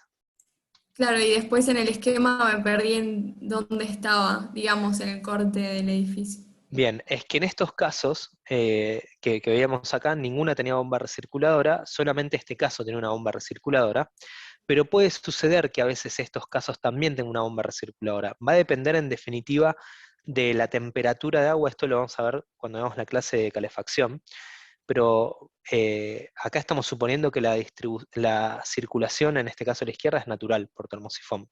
Pero lo cierto es que va a depender de que ese termosifón funcione de tres cosas. Primero, de la diferencia de altura entre el punto más alto y el punto más bajo de mi circuito. Segundo, va a depender de la diferencia de temperatura a la salida y a la entrada de este circuito. Y también tercero, va a depender de las pérdidas que tenga por fricción y localizadas en cada uno de mis accesorios. Se puede calcular, lo vamos a ver cuando hagamos calefacción, pero si no es suficiente la fuerza motriz disponible, en ese caso ponemos una bomba recirculadora que podría estar en cualquier parte de la instalación. Típicamente está en la parte inferior y además, o más que en la parte inferior, está cercano a donde yo tenga mi instalación, digamos, la sala de máquinas, o donde sea que tenga mi tanque intermediario. No sé si esto contestó, Laura. Sí, sí, gracias. Y no tiene entonces casi altura manométrica, salvo por las pérdidas, por una cuestión Exacto. de movilizar el circuito nada más. Exacto. Ok, Sí, sí, correcto. gracias. Estas son Yo bombas tengo... chiquitas Perdón. de por ahí 1 o 2 HP más o menos. 5 HP como mucho. Sí. Tengo dos preguntas. La primera es sencilla, que es que cuando nos mostraste la tabla, el profesor dijo que la habíamos visto sin números. La que habíamos Sí. visto entonces puede ser que es la que tenía como las bajadas en líneas, ¿no? ¿Es esa la que vimos? Puede ser. Que era como Todo un puede ser. gráfico. La debería buscar para ver exactamente. No me acuerdo. Yo para saber, Franco, pero- si es la que estoy pensando, la que dice el profesor, o si es otra. Raúl, ¿estás por acá? No terminé de escuchar la pregunta. No, que Sí. usted dijo que nosotros esta tabla la vimos sin números. La que vimos es esa que tiene las bajadas dibujadas con linitas, que tenía crucecitas y demás. Eso es lo que... Ah, sí, es esa. Claro. Sí. Ah, ok. Es esa. Y la segunda pregunta que tenía es... El cambio de diámetro, ¿sí? ¿Cómo, perdón? Que esas crucecitas quieren indicar gráficamente justo donde hay un cambio de diámetro, ¿no? Ok. De acá, por ejemplo, de 25 a 19 o 19 a 13. Está. Y la segunda pregunta, que sí la tengo desde la clase pasada, pero estaba esperando a ver si lo aclaraban hoy, que es que, ¿por qué motivo en todos los ejemplos que se nos mostró hasta ahora, digamos, la distribución de agua caliente se hace de abajo hacia arriba y no de arriba hacia abajo? ¿Es simplemente por el hecho de que el calor sube o es por otro motivo? No, de hecho, no hay un caso acá donde estaba al revés. No me acuerdo si sucedía. Me parece que no. Pero tranquilamente, como dijo Raúl, digamos, en el caso del edificio es al revés, ¿no? En el edificio que vamos a visitar típicamente cuando no hay pandemia, está acá en la parte de arriba. Lo que sucede ahí es que sí o sí necesito recircular, ahí no se me abre el termosifón. Claro, la recirculación natural, eso de una forma natural que vos estás diciendo, no está limitado en altura, que es algo que por ahí nosotros tampoco decimos. Yo no puedo hacer un edificio de 50 pisos con circulación natural porque evidentemente no va a funcionar, no va a llegar el agua nunca, ¿sí? Eso se hace cada 6, 7 pisos, 10 pisos, asumo, con determinada cañería. Entonces se hace distintos circuitos y en función se calculan las pérdidas, en función de eso se pone una bomba recirculadora. Cuando yo tengo que ver dónde pongo mi sala de máquinas, la ubicación de la sala de máquinas en función de los espacios que tengo en la planta baja o en el subsuelo, en los subsuelos, los inconvenientes y qué sé yo, por ahí es conveniente y van a ver que la mayoría de los proyectos de edificios en altura está en la caldera en la parte superior. Eso requiere un permiso del ente prestatario de permiso especial, requiere una instalación especial de protección de las cañerías de media presión, es decir, no es tan sencillo de solucionar, pero evidentemente el ahorro que implica tener la caldera en el piso superior minimiza el costo de esa bomba recirculadora, y los inconvenientes que puede traer. Independientemente, además, no ven ustedes sala de máquinas, pero la sala de máquinas en los distintos pisos trae conflicto de ruidos. Entonces, si yo la tengo en la planta baja o en el subsuelo, esos ruidos se transmiten en forma directa, hay que amortiguarlo. En la parte de arriba esos ruidos son menores. Y en el intermedio, bueno, son más conflictivos y más provocados. Así que la solución en general yo diría, para planta baja y 8 pisos, 9 pisos, podemos con distintos, digamos, montantes y retornos, podemos hacer que funcione la instalación. Y van a Pero ver que digamos, es en mucho más fácil ponerlo en la parte superior y que circule con una bomba circuladora. ¿Sí? Claro, yo pensaba eso, por eso me llamó la atención que en todos los ejemplos, de hecho yo no sé, acá en mi casa lo tenemos arriba, entonces es el ejemplo que conozco, bueno, es una casa, no es un edificio, pero digamos, en definitiva es una elección de proyecto, donde coloco el tanque de agua caliente, como tanque o lo que sea. Sí, es No una es cuestión como de que sí o sí tiene que estar abajo o sí o sí tiene que estar arriba. Sí, es una cuestión de proyecto en una parte y económica en la otra. ¿Sí? Bueno, sí, cuando digo proyecto me refiero a todo, ¿no? Uno analiza todas las cosas y dice, me conviene más acá, me conviene más allá. Claro. Está. O sea, no hay una variable que vos decís la instalación, yo la hago así, ya está. No. No, Tenés claramente. otros profesionales que intervienen y te van a decir, no, para acá no lo pasás, ¿viste? ¿Y dónde querés que pase? En la estructura también. Y tengo que poner aire acondicionado. ¿Y dónde querés que ponga la viga, la columna? ¿Cómo querés que te sostenga? ¿En el aire? Bueno, pasa ese tipo de discusiones y de buscar soluciones, ¿no? O sea, tratar de unar el mismo objetivo y cosas. Vas a ver que hay profesionales que lo único que, que hablan es de la bomba recirculadora y la caldera o el termotanque en el último piso. Y hablan de calderas y, viste, depende la edad, la experiencia, de cómo funcionó, pero cuando vos ves las instalaciones, los problemas que tienen después de determinado tiempo y ves cómo están construidas, no podés creer que funcionen, pero funciona.